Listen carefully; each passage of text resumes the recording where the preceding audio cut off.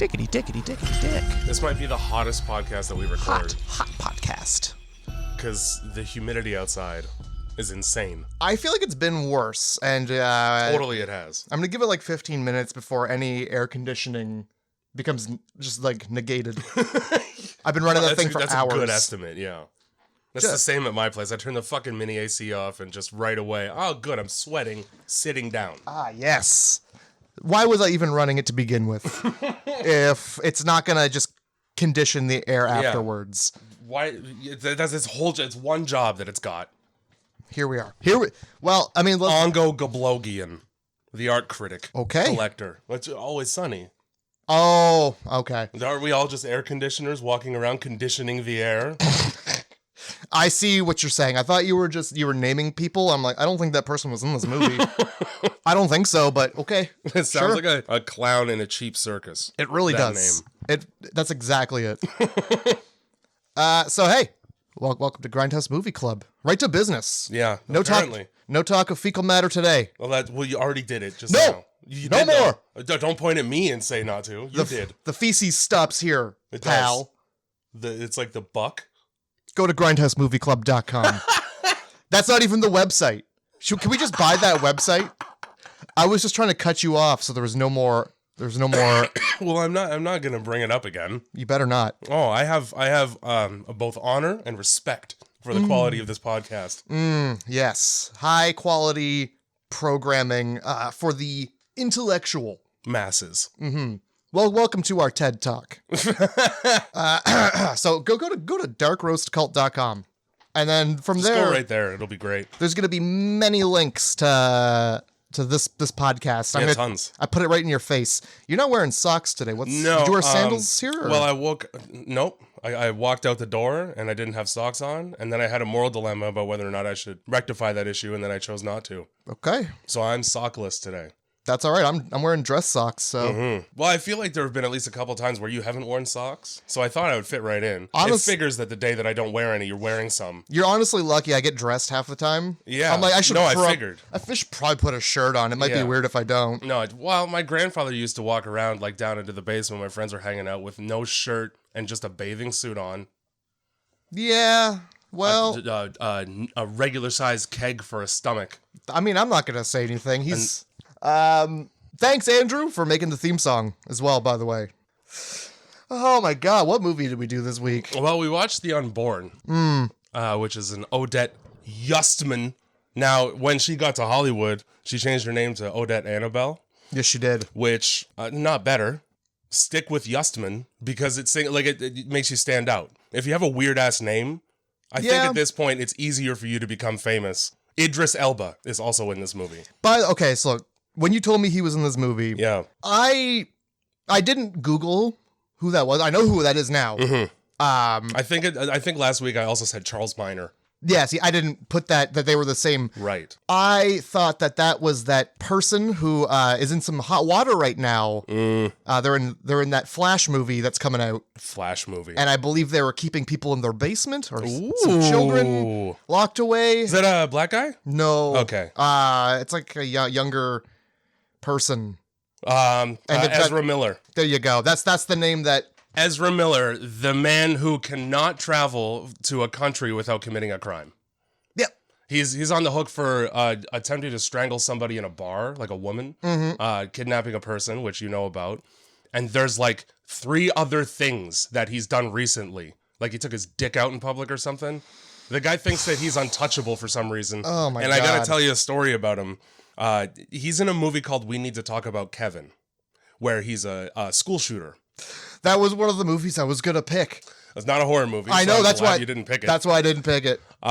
Tilda Swinton is in it as well. But the most notable scene in that movie is Tilda Swinton's his mom. And they're in the house and she opens the door to his bedroom and he's jerking off, standing up in the dead center of the bedroom. That's not a good way to do it. And then notices that she's in the doorway and stares at her and doesn't stop. Well, I mean, it's a movie, right? And then he was in The Perks of Being a Wallflower? I have no idea. Psychopaths really run the gamut in terms of the films that they choose to be in. Well, I'm really glad that isn't who this is. Yeah. And this is just Charles Minor. As far as I know, Idris Elba is a very stand-up person. Just seems like it. I don't know. I don't want to know. I will tell you, they're him and Gary Oldman, who's also in this, both British by descent, but you would never be able to tell hearing them speak in this movie. No, Gary Oldman's got the what kind of accent do you even call that? It's like he's Jewish. Yeah. He's a rabbi. Well, it's a Hebrew accent. Hebrew. Okay. Yeah. So I was like, oh, that's pretty good. Yeah. He nailed it. Yeah. And then for being British and hiding that accent. Mm-hmm. So it's like 2 layers of acting on top of the acting. And Charles Minor's British too, huh? Yeah, he is. Never would have guessed. No, he's in a movie called The Losers, where like that's the only movie I've seen where he's actually. That's a lie. He's also in Pacific Rim, and he has his native accent in that as well. Did you watch How to Get Away with Murder? I haven't. Okay. What even is that? It's a show. Okay. First season, there's a kid in there. I forget his name in the show. He's also British. You'd have no idea. He's actually in the Harry Potter movies. Which kid? He's got like 2 lines each movie. He's got 2.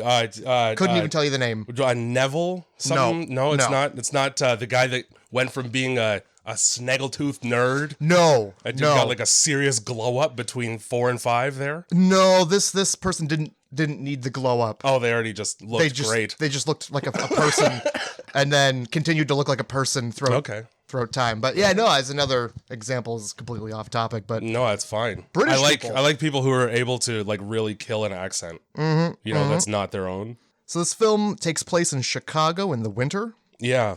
Make that clear. So, like, half of this movie is already unrealistic because nobody in Chicago goes outside in the winter. So they got some. Well, I mean, they're right on the lake, so that's not. They have historically terrible winters. Yeah. Nobody's jogging near a lake by themselves in the winter, especially not a young woman. I mean, nobody. Yeah. Nobody. Regardless of age or gender, everybody wants to be warm inside. Yeah, 100%. is the point. That was the first thing that I wrote down, is that like already her name's Casey in this movie, but she's displaying terrible judgment in that she chose to jog alone in the wintertime near a lake. You know how easy it is to dispose of a body like that? She's actually nowhere near the lake. At the beginning, it's a dream sequence, but there was a lake, it was lakeside. I feel like that was just a shot of Chicago. Just to be like, hey, just in case you're wondering. We do have a lake here. Here's Chicago. Mm-hmm. Chicago! The Bears! Not an accurate, portrayal of Chicago, given that there wasn't a single black-on-black crime throughout this whole movie. The Bears! I'm just going to keep saying things. Every time you say something terrible, I'm going to say... The Bears? Yeah, you know what? I will. All right. So it's a dream sequence, and this lady's running from what? I don't know. Oh, well, she's trying to get in shape. Bad health? Mm-hmm. Got to get away. You wouldn't know to look at her. I had a very small crush, not even very small. I had a mild to moderate crush on this woman when this movie came out. Well, nice. I was around the age of 19 and I was like, why can't I just have this camel-toed goddess? Yeah, I noticed that too. Yeah, you did. Yeah, I did. So yeah, it opens with her running. Well, who has a dream where you're just running? That's a great... the ironic thing about that is that in my dreams, if I try to run, it's like I'm in fucking quicksand. Yeah, for real. And if I start to run, there's something chasing me. Yeah. That's the only reason. Anytime that you have to run in a dream, it's because you have to get to a place quickly, and you never get to the place quickly enough. No. And I feel like that's me in like having good health. Oh yeah, totally. No matter how much I run, I'm never going to get there. No. Just going to be a messy blob of shit despite the effort. Mm-hmm. And so, no effort. That's just easier. Well, I mean, if you can't win, why fight? Yep. That's correct.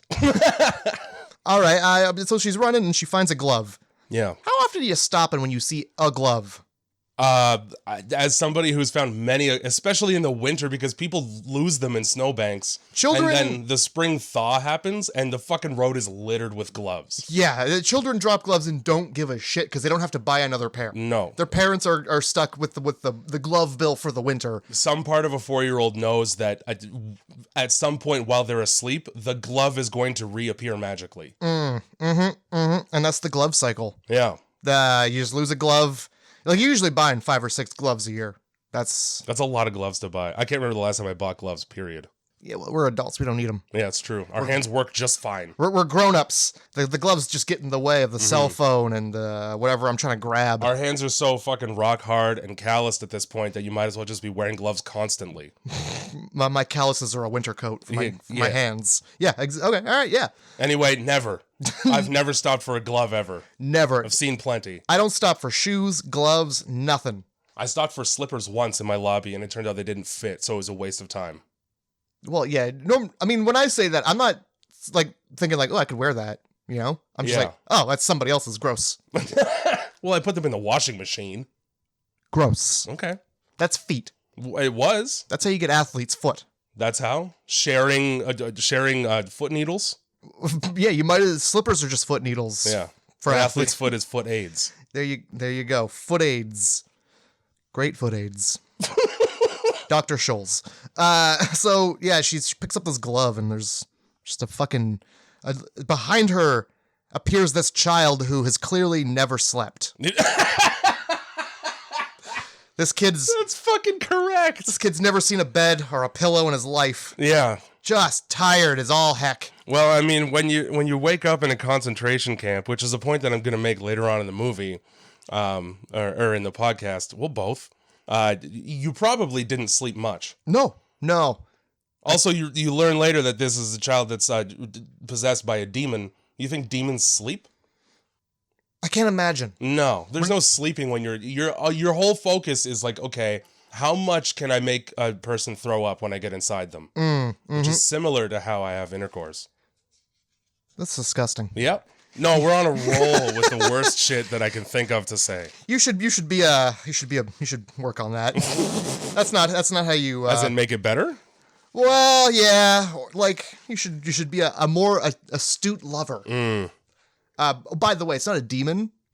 It's a debuck. Because I had to verify that that's what this. When I need you to know that is a Jewish demon. Yeah, that's fine. But can we have some respect? Oh, okay. Yes, fine. While the old lady was saying that, I thought she was just saying demon, but she was just like mumbling it.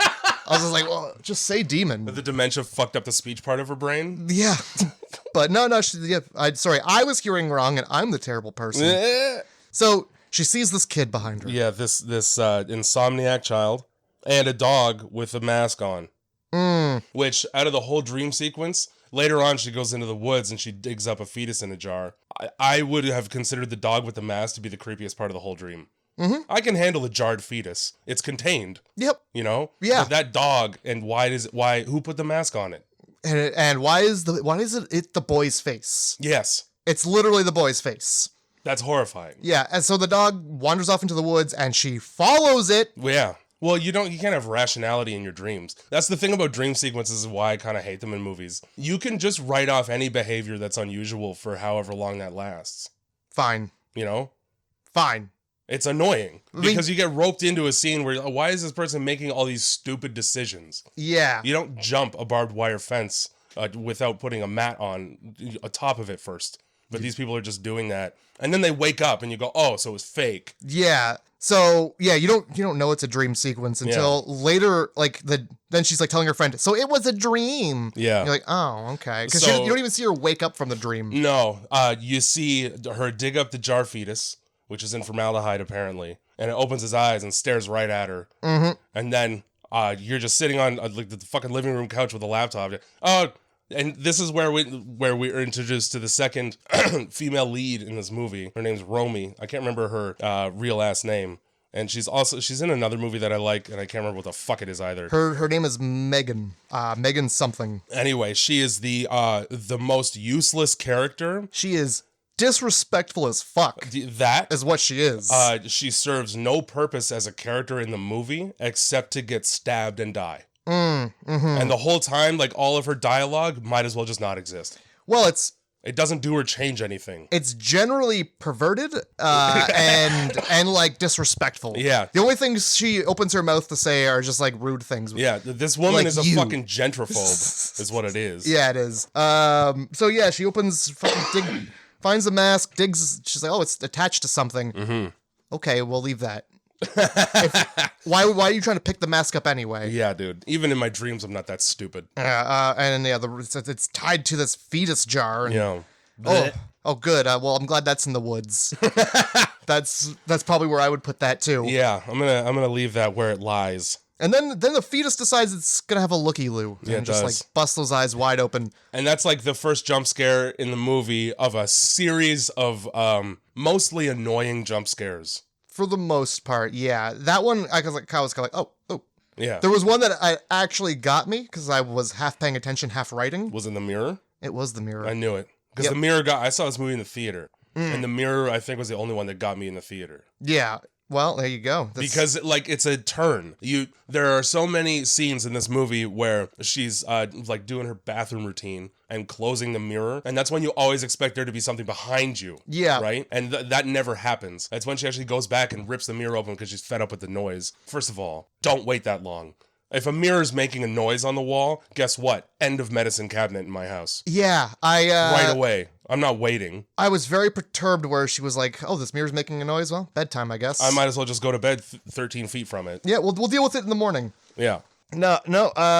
So yeah, next day she's on the phone with Romy or Romy. Yeah, I think it's Romy. Romey, I think. Anyway. Yeah, and she's like talking about what does my dream mean? Yeah. Oh, and then this bitch brings out a fucking dream book. Well, before that, she's like, "Your vagina's completely full of disease." First of all, what?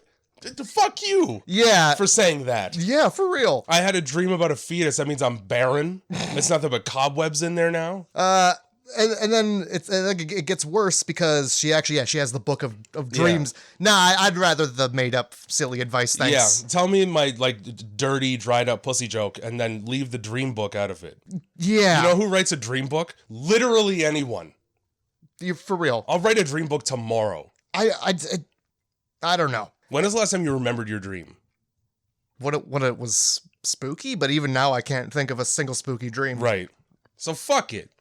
Useless. It's bathroom literature. I would understand if maybe it was like a book on maybe psychology and maybe why you're seeing things in your dreams, but like it's like nah. This means what did they say? Okay, so it's the baby section. Babies symbolize change and renewal. You know what else does? Water. And that's a true ass thing. If you see water in movies, it means like the birth of new life for the character or for like the setting, the scenario that they're in or something. So again, like it's cold reading. It's that guy from Crossing Over. What's his name? John something. John Edwards? John Edwards. Thank you. Maybe. It's a guy in a room full of people going, anybody know a Pete? Yeah, hey, Pete says hi. Anybody heard the letter P lately? Oh my god! Have you ever been outside on a sunny day? We're looking for somebody with a pen in their pocket, and somebody know who's Pete. Does your watch have hands on it? Who wore shoes today? I'm getting the sense there's shoes in the audience. That's the contents of a dream book. Mm-hmm. You could just make up any old shit. Oh my god. When you say that water symbolizes all that, first thing that came to mind was Winter Beast, seeing that fucking waterfall and the dude being dangled over it. There's no film technique in that movie. Nobody in that movie has read a book in 15 years. Are you sure? Oh, dude. Because like there could be some renewal there for the character. They should have renewed their way into a different movie. Well, here we are. Renew your entire career as an actor. Yeah. Just fucking renew yourself. Oh, fuck. Yeah, sweaty already. Ooh. That was good. I hope the microphone picked that shit up. That was I'm looking at the fucking wavelength and I see a little spike. That was my wrist. Yeah. Ugh. Boy, well, oh boy. Welcome to the fucking club. All right? Yeah. Well, I'm a lifetime member, man. So it's interesting that you said that it would have been a helpful book if it were psychological anyway. Mm-hmm. Because during this conversation, Romy goes, it's all psychobabble bullshit after this. So it is. She just doesn't. She only cares for the. This dumb woman cares about dreams and ghosts, but she doesn't believe in psychology. Yeah. She's only interested in the information she's interested in. Later on, she goes, put a pair of scissors with the point sticking out under your pillow. That's a quick and easy way to get yourself stabbed in the face when you roll over at night. Number one. I'm somebody who sleeps with my hands under my pillows. So. Oh yeah, you're getting cut up. Oh yeah. Somebody's gonna do a wellness check on you because your wrists, hands, forearms. Yeah, all of it. Probably face sometimes when you flip the pillow. That's what I'm saying. That cool side ain't so cool when it's got warm blood all over it. when you wet the bed and it's actually just blood. I had an accident. Who's pissing blood here? So yeah, the book also said if the baby is a stranger, it may represent development within. Right away. How every baby looks the same. First of all, that's true. Like that's very true. I look at a baby. I've never seen this baby before in my life. I don't care who this baby is. It could be your baby. This baby looks like every baby. Yeah. They all have the same face. And it's usually very squishy. Yeah. So I don't know about that. No. Not to mention, like, that's the point where they allude to a later pregnancy. Mm-hmm. That's one point. You could say that that's true in general. Reread that to me again. If the baby is a stranger, it may represent, by the way, it may represent. Yeah, we're not even going 100% on this. There's a possibility. Yeah. We're not even sure ourselves. I don't know, flip a coin. But we're writing the book anyway. It may represent development within. So having a baby. If you see a baby in your dream, you might be pregnant, is the advice. Yeah. Great. Yep. So it's about as reliable as a test. But like at this point, there hadn't been any premarital sex that we know about. No sins against God. Yeah, in his kingdom. So far, God watches this and he's like, "We're good." Yeah. He's got those weird dreams in you to make sure that you get married first. I'm trying to scare you into marriage. Yeah. When you don't get married, you see dogs with faces. Who are all, according to the book, messengers of the dead. Oh, good. Dogs are apparently messengers of the dead. Just every dog. Imagine a fucking Pomeranian, like, the devil's coming. Would you take that shit seriously? Is its tongue hanging out and its eyes looking in opposite directions like they normally are? Because I would not. I'd go, oh, yuck. You're confusing Pomeranians with pugs. No. Actually, you know what? Both breeds do that. Yeah, they do. Fair enough. Or Boston Terriers as well, Adam. A lot of dogs not looking the right way out there. They should get their eyes together. So, like, if you're just like a dog enthusiast and you have a lot of dreams about dogs, like messenger, just getting a lot of dead you're messages. Gonna die tomorrow. Every night? Yeah, I don't know. So while they're having this conversation, we learn that they're babysitting, or she's baby. Some babies are being sat on. Casey is definitely sitting on babies this evening. Which, again, okay, so an entire day passed between her having this dream and her asking her friend about it. Yeah. This is a thing throughout this movie that I'm going to touch on later on. There is almost no establishment of timeline whatsoever. So if you don't pay attention, you have no way of knowing how much time has passed between any scene at any given time, except for when she meets her grandmother. And at which point they make it clear that like one section of things happened within a day. Like an insane amount of things happened to this woman within one day. Mm-hmm. So this whole movie, as far as I could tell, takes place over a week. Yeah, it's not very long. No. They just cut from day to night, day to night, day to night. And you're there counting the cycles. Yeah, basically. So we find out she's babysitting, and then immediately her friend's like, "Hey, do you think they got porn?" You're babysitting a 4-year-old and a newborn, and her first thought is, how many adult nudes are around? You think they just keep that in their DVD collection, or I'll tell you right now, 4-year-olds are extremely curious. You don't even have to get to the age of 4 to be curious. I guarantee you if they did, that kid's hitting play just cuz. And then, oh, what's this, Mom? The second you teach them how to like... Why are you on it? By the way, this kid is not. There's no way this kid's like 4. No, it's like 8. Well, okay, so... It's a 4-year-old in the movie, but it's not a 4-year-old. It's the kid from the middle. Yeah, I've never seen it, so I don't know what that is. From what I understand from Family Guy, which is where I get a lot of my information about things. It's reliable. It's like cartoon Wikipedia. This boy has got something going on where he just looks a lot younger than he actually is. I know what this is. It's Andy Milonakis disease. Something like that, maybe? I don't remember the name of the disease, but... I could be very well wrong, but... And now, in the show, the middle, he has it, or he has it in real life? I think he has it in real life, where he looks young, but he's older. I looked at his IMDb page, and his headshot for IMDb is him in a cabbie hat. Mm-hmm. And it's like, nobody would give you a license. You walk into the drive testing place and they go, let's wait until you're older. Yeah. Excuse me, I'm 36. Normally they come in here standing on each other's shoulders, actually, with a long trench coat. What kind of little rascal's ass shit is this? I would like to drive a taxi, please, sir. I promise you that I am an adult. I have many customers to pick up. So, as babysitting tends to go, it's never an easy night. It's never an easy night unless you have like just a bomb-ass kid who knows to shut the fuck up. That or like a lot of cough medicine. You know why I have no interest in babysitting. None. And part of that stems from children whispering That through baby monitors. That is a big thing. Also, if you have the video monitor, if they're just laying there with their eyes open, they shine like a fox in the night. Yep. And it's the creepiest fucking thing to look at ever. Oh my God. Also, if they're at an age where they're no longer in cribs, they just get up and move around the house in the middle of the night. And sometimes they just say concerning ass shit. Oh, 100%. Oh, I saw you burn to death yesterday. There's something in my room that keeps saying hello to me. Just shove the kid back in there. Okay, get your nightie. We're going to my place. Go in there and you tell him hello from me.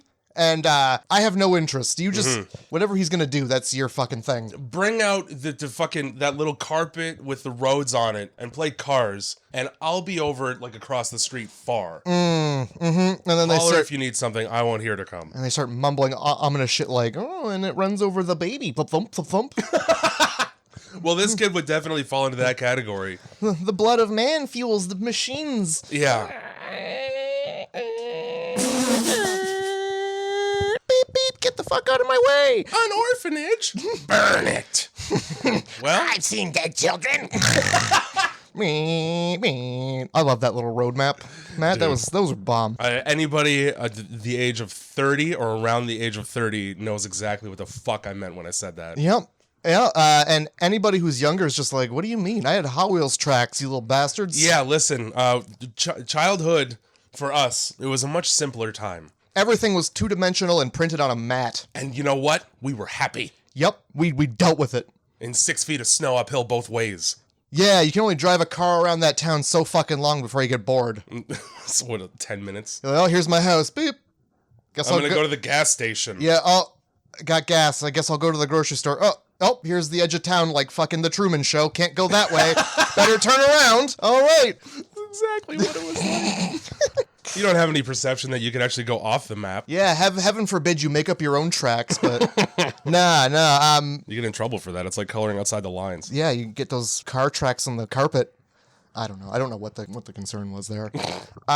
So yeah, she hears like whispering through the baby, footsteps and whispering in the baby monitor. Bad news when it's a baby. Yeah. You don't want that baby using words. No, you don't. Not old enough. Before it's time. It doesn't need to babble. It's just a baby. Just let it be quiet. So she goes up there and you get, there was a boy and a baby. Right away, I'm annoyed. Yep. Because this is just a babysitter checking on a kid after hearing some noise on the baby monitor. But she walks down the upstairs hallway like she knows there's a ghost at the end of the hallway. Very, very slow and... horrified. Like you didn't know that you were babysitting kids tonight? Sometimes they make noises in the night. So she's already like expecting something. Yeah. And rightfully so. I mean, it's the kid's older brother forcing the kid to look at itself in a mirror. And at first you don't see the mirror, and my first impression was like, he's mumbling, he's got his hand in like wizard mode. Yeah. He's casting a spell. He's either casting a spell or preparing to pick up a pillow. Yeah. And with that, you know exactly the hand motion. Everybody listening at home knows exactly the hand. The wizard hand and the smother hand look very similar in practice. It's all the wrist. Yeah. And so it turns out it's the kid from the middle. Yeah. Trying to get this baby to look in a mirror, This kid's name is Matty, by the way. I'm going to call him kid from the middle. I'm just going to call him Matty because it's Matt with a Y, so you should be able to identify with him a little bit. I can. Good. I can. We both want babies to look in mirrors. It's just a thing that Matts have. Yeah. It's a quirk Yeah. And with like, your race. without even knowing that it's like a demon thing, and don't say race. Don't even say race. Don't say that. That's how fucked up the game is. Don't even say the word race anymore. You'll get canceled for that. Don't say race or gender. Don't. So people in movie do thing. Yeah. End of podcast. Don't you dare ever describe another person. Yeah, so there's this young boy from the middle there is trying to make this baby look in a mirror. Because sometimes mirrors are doorways. even if you don't know that, it's just a very creepy behavior to be doing. Like, why does the baby need to look at itself? It reminds me, I don't know if you watched American Horror Story, the very first one. You probably did. You did. Yeah, the first season I did. Yeah. Remember when they would, I don't remember the girl's name, but the girl with Down syndrome, every time she did something wrong, they'd lock her in a room with mirrors. And she'd just have to sit in like a closet that was full of mirrors. That's not great. No, I was like, that must fuck you up. Okay. Oh, yeah. And you're already starting with like a handicap. All right. And like in golf, a handicap means that like you get points beforehand. Yeah. But in the real world, a handicap means you are deducted points at birth. So you don't need to assist this person in having a hard time growing up. Yeah. All right. And yeah, anyway, so before you even know about the doorway, like, what the fuck is this kid doing with the mirror? Yeah. Get out of here. You're bothering the baby. Yeah. Baby's just trying to sleep through the night, which is already impossible. So don't make it harder. Yeah. Yeah. This kid. This fucking kid's starting shit from the second we're introduced to him. Yeah, and when she tries to stop him, she gets fucking clocked with a piece of glass. Here's the thing, right? If I'm babysitting a 4-year-old and he bashes me in the orbital bone with a shard of glass, we're spending the rest of the night practicing wrestling moves dangerously close to the swimming pool. And we're not gonna stop until somebody's crying. Because fuck you. Yep. Yeah, this is why you're not a babysitter. Oh, 100%. But yeah, no, I mean, tit for tat. Don't fuck with my eyes. You're definitely not calling your parents right away. No. Hold up. Let me introduce you to the basement stairs real quick. We're gonna have to have a conversation on the balcony. Yeah, and that conversation is gonna be about a millisecond long. And it's gonna be you going, ah! So yeah, this kid just smashes a mirror over her face. Yeah. Smashes the mirror, and then like nothing, that's it. No punishment for this kid. He gets to leave the house and do things. He gets to do that, and then, okay, well, these parents are super negligent throughout the movie. Well, yeah, their baby dies. That's part of the point that I intend to make later. Okay. But yeah, and then he just like looks her in the face and goes, okay, you know how in Insidious, the movie itself got a lot of flack because the main demon looks like Darth Maul. Now, while I don't agree with that assessment, because, and I think I said this before, don't attribute aspects of another movie to a different movie that's entirely a different genre and it's not even part of the same universe. That's dumb. It only looks like Darth Maul because Darth Maul exists. I can almost guarantee that the makeup artist didn't even think about Star Wars when they created it. That's probably true, but had they chosen a different color other than black and red? Well, that's demonic ass colors, dude. It's fire and darkness. What do you? That's hell. That's Darth Maul. Yeah. Oh, so it's just Darth Maul forever. Black and red is Darth Maul. Fuck Spawn, eh? Yep. Okay. Fuck Spawn. Fuck Hellboy. Yeah, and fuck. Okay. Well, we're just ruining much better things with this terrible thing. My point, though, is that this child says Jumby wants to be born now. On the flip side of the argument I just made, I do wish that they had chosen a less cartoonish name for the demonic child. Yeah, I mean, it's supposed to be like a baby's nickname, but again. Okay, it's like cute, but at the same time, it's not. If I was a demon, I would be like, don't you fucking call me Jumby. Yeah. That's so dangerously close to Gumby that it's not acceptable. Yeah, no, it's not cute. It's not cute when you're a dead boy. I don't want you hearing my name and thinking about a stop motion animation with a very stretchy man. Well, I did. So. Yeah, exactly. So think harder. That's all I'm saying. And what was that the point you were? Yeah, that was it. That was the all whole right. point. That's a terrible name for a demon. The other point is that, like, to backpack, there's nothing scary about whispering on a baby monitor when you're babysitting kids because you know what you signed up for. It's a 4-year-old kid. 4-year-old kids are about as scary as a small capybara. Like, anything that I can pick up and throw, it's fine. Say whatever you want. So here's the thing, like, yeah, say whatever you want when you have, like, when you talk like a child. Yeah. That's whatever. If the voice changes to, like, a grizzled old man. No, like, this boy's enunciating. Oh. So he's talking like a small person. I understand what you're saying, yeah. Look in the mirror, not, look in the mirror, baby. Look in the little mirror. No, it's like, look into the mirror. Look into the mirror. Look directly into this mirror. Keep looking. Which is fucking inhabited by the ghost of Merlin. Yeah, I'd be done. Fuck this dead boy and his goddamn gloves. His gloves? Well, yeah, because she leaves the house and finds a glove on the ground immediately. Is it his glove, though? Do we ever get to know whether or not they're his gloves? Yeah, because you see him with one glove on. Okay. At the beginning. I missed that part. Anyway, I'd be done. You smash me in the face with a mirror. Fuck you. I mean, on principle, if you smash me in the face with a mirror, you're on your own for the rest of the night regardless. Mm-hmm. I don't care if I'm scared or not. I mean, I'm done. Yeah. I'm calling your parents. They're coming home. I won't even call them. They can come home and find out you've been alone for 6.5 hours. Well, see, I would call them and then be like, look at what he did. Because your fucking kid is already a wife abuser. Yeah.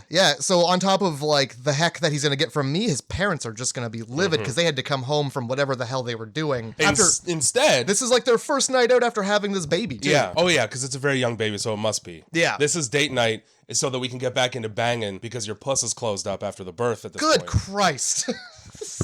It's no longer like a Stargate that we're going into and out of. You know, it's regular again. I'm not gonna say it. I'm gonna sip my coffee. Yeah. You just say things, all right? Instead of punishment, though, for committing an assault at a very young age, the kid's mom just goes, maybe you should get your eye checked out. Yeah. Period. Like, it's not like I don't know, it didn't get her in the eye. The cut's very far down here. But yeah, she's like very concerned with her eye. And lo and behold, she should have been concerned with her eye the entire time. The whole time she should have been worried about her fucking eye specifically. Yeah. And why is that? Well, because apparently that's where the demon starts. That's where the demon starts. That's not great. You got that twin eye. You got that twin eye-itis. So she gets home and her dad's like, hey, what's up? There's cheesecake. Yeah. And she's like, nah, I'm not having that. Fuck you, you're not. This guy went out Yeah. to a place and Single father. and he got the cheesecake. Yep. That's probably what that place is known for because It's probably he's like the Cheesecake Factory. Cheesecake front. Well, he named the place, so I if he's can't remember. Cheesecake fucking plantation. if the place is good enough to name, it's gonna be good cheesecake. Yeah, and it's like what? Probably 10, 11 at night. You're a 19-year-old woman. Eat that cheesecake. You're not going to eat the cheesecake? Every woman listening to this podcast right now, between the ages of, I'm going to say 17 and 26, right? If you get home from a hard night of babysitting, you just got hit in the face by a child, and your dad, who's your only parent in this house, by the way, goes, there's cheesecake. You tell me if you're not going to eat it. I'm gonna eat it regardless of where I've been and what I've been doing. Cheesecake is delicious, and it's just a fucking thing for anybody to have. Now, I can't personally. I hate cheesecake, so I wouldn't eat it. Well, you don't like cheese. I don't like cream cheese specifically. Okay. Well, hey, then yeah. Well, your father wouldn't offer it to you. Then he'd probably go, "Hey, no, there's a goddamn apple in the fridge. Yeah. Is that good for you?" You know, I brought cheesecake home, but I'm gonna eat it because I know you hate it. Yeah. Hey, I got a mouthful of cheesecake, you bitch. She just walks in the door and your dad's like, hey, this is good cheesecake, isn't it? I got the thing you hate. But yeah, she turns down this cheesecake. I don't understand. Now I'm gonna crash. I had a hard night of getting hit in the willpower. face. Yeah. Well, look at her. You know she doesn't have a single fucking. She has a cracker a day, right? Which is a lie because in the next scene she's making eggs.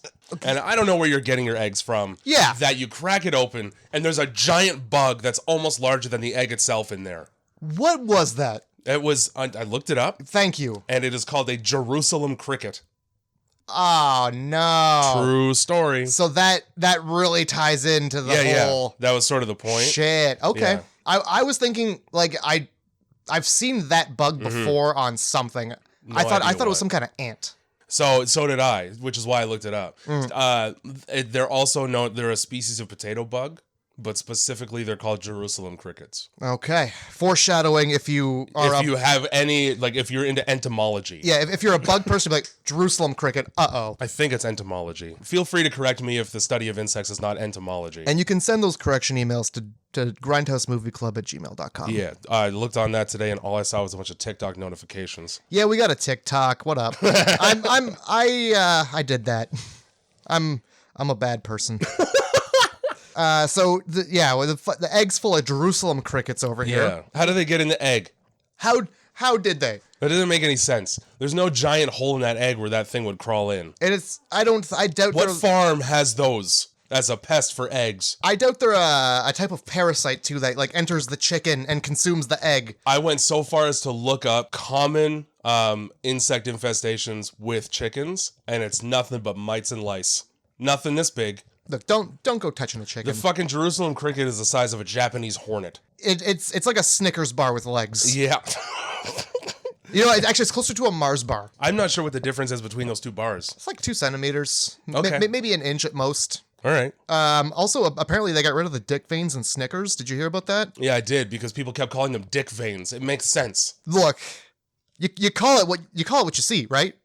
How do you know what dick veins look like? I've got a dick. I look down. I see the veins. I go, that looks like a Snickers bar. Do you have reverse vitiligo on only your dick? I was gonna say a milk chocolate Snickers. Okay, but, yeah. Okay. The white Snickers. I like right, that you just knew the disease name. That's when Michael Jackson had Well, it. yeah, let's say my next thing was a Michael Jackson fanatic over here. So she tosses the eggs out because, you know, one bad egg spoils the bunch. Yeah. Can't like deal apples. Fuck the extra protein. You can't just fucking just bash that with your. You're already eating the unfertilized fetus of an animal. You might as well throw an insect in there. Yeah, just fucking smash it with the spatula and just fucking keep mixing it up. That's fine. That's a delicacy in Thailand, probably. I honestly, I think that's where I saw it. Like, it was like not in Thailand, but like it was on a stick. Yeah. Being eaten. Mm-hmm. Somewhere somebody eats that thing. So the next scene is her and her friends, and her friend Romy there is explaining that, hey, it's bad luck for a baby to see its reflection before it's one. And where the fuck do you get that information from? First of all, after that, she says it means that it's going to die soon. Yeah. That's not bad luck. That's a dead baby. That's a little more than losing your savings at the fucking casino. That's a little worse than a bad hand of poker. Walking under a ladder and then stubbing your toe on the sidewalk. Fucking stepping in a puddle and getting a soaker. Oh, gee. Dead baby. My luck. Why don't you just kill my second born right here, right now? For fuck's sakes. I have a headache on the bus. You got a headache and a dead baby. What a fucking ring of bad luck here. Also, like I said, where the fuck do you get that? She's just like reading the Necronomicon at home.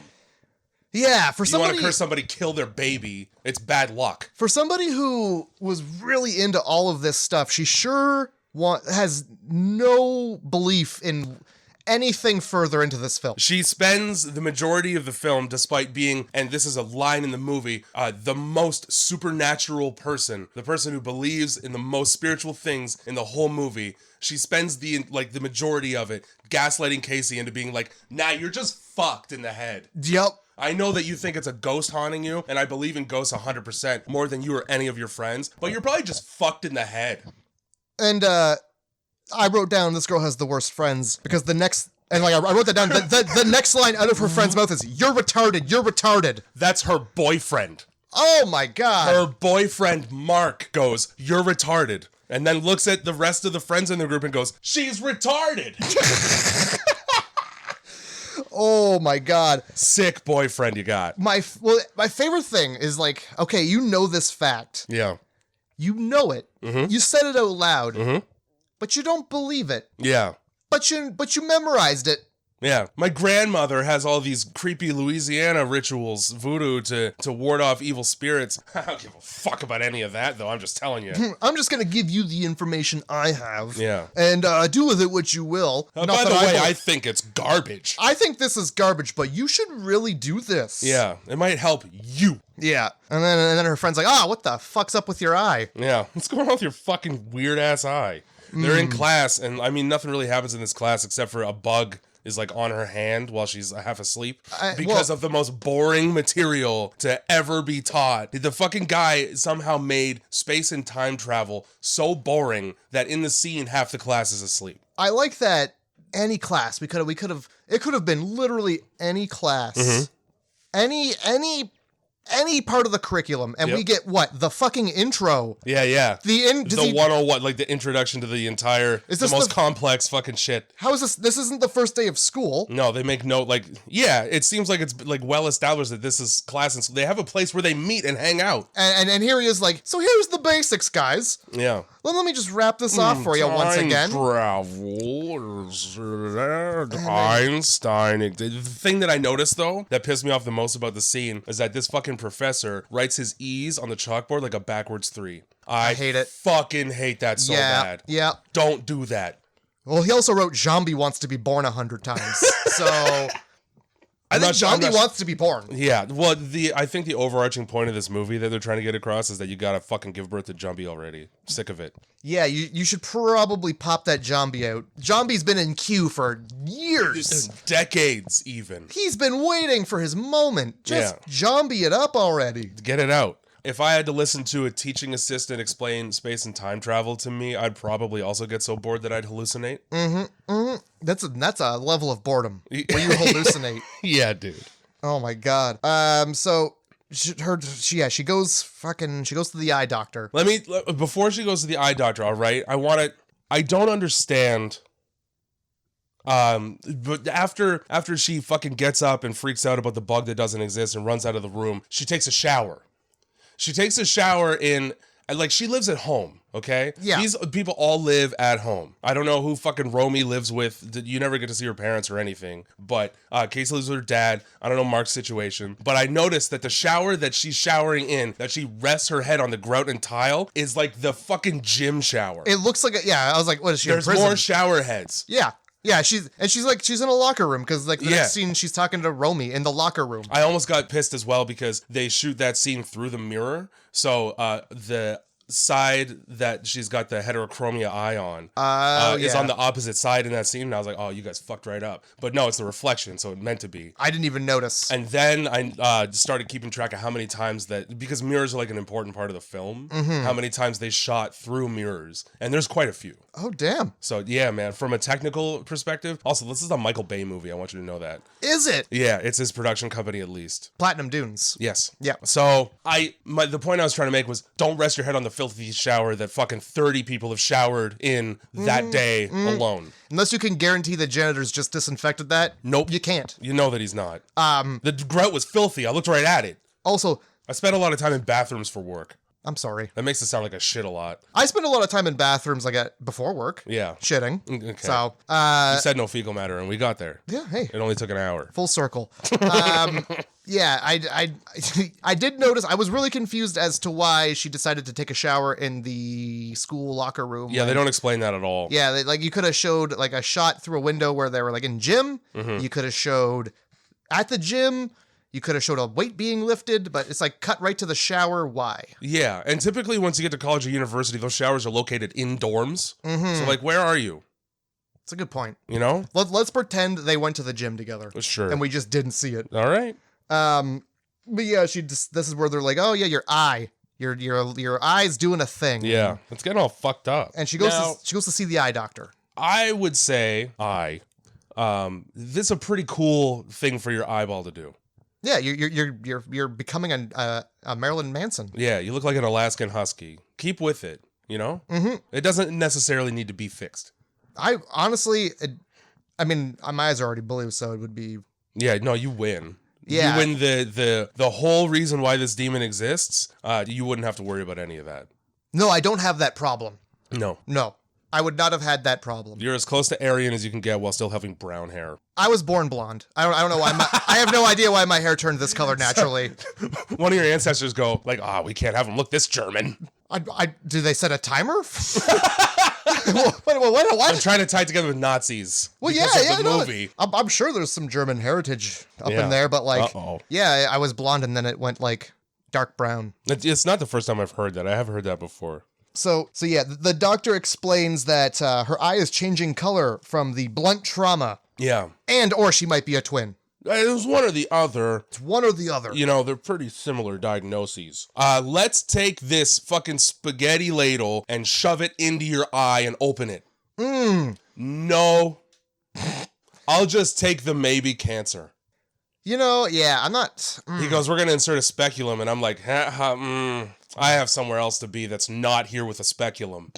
Yeah. Sorry, I'm allergic to speculums. I am. It's a problem. I'll break out in hives all over my face. I just can't do it. Do you have a... Here's what, I'll tell you what. I'll just use my thumb and finger and hold my eye open for the test. Yeah, a speculum substitute. Yeah. Perfect. Yeah, you don't trust me to just do that for you? Blech.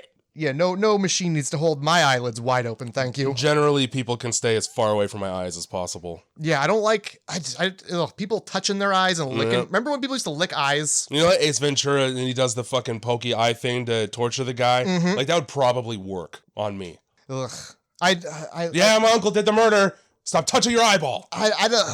Where have your fingers been? Yeah, dude. Where have your fingers been? There's a guy on a job site I'm working at this week who had pink eye. I want you to know that. And he like wore sunglasses for the majority of the day. But every so often he'd come up and ask a question. He wouldn't be wearing the sunglasses. And he must have known that we knew. Can't hide that. No, you cannot. Not while looking. Can't hide that while there's yellow liquid seeping down your face. Very hard. You crying? Nah, just diseased. Thank you.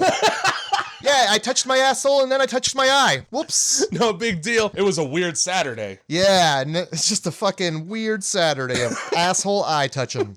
So after the fucking eye test that she brought her boyfriend to, they were walking down the street and she's got on the fucking old people sunglasses. Yep. Because her eyes are bright and shit. And the conversation essentially goes, I feel like a pain in the ass for making you take me to this exam that I was scared about. So as a thanks for doing the bare minimum as a boyfriend, I'm going to let you run through me because my dad's not home. Yeah, she's like, you want to come over? My dad doesn't get back till this day. And he's like, oh, does that mean what I think it means? Yeah. Yes, sex with Ray Charles.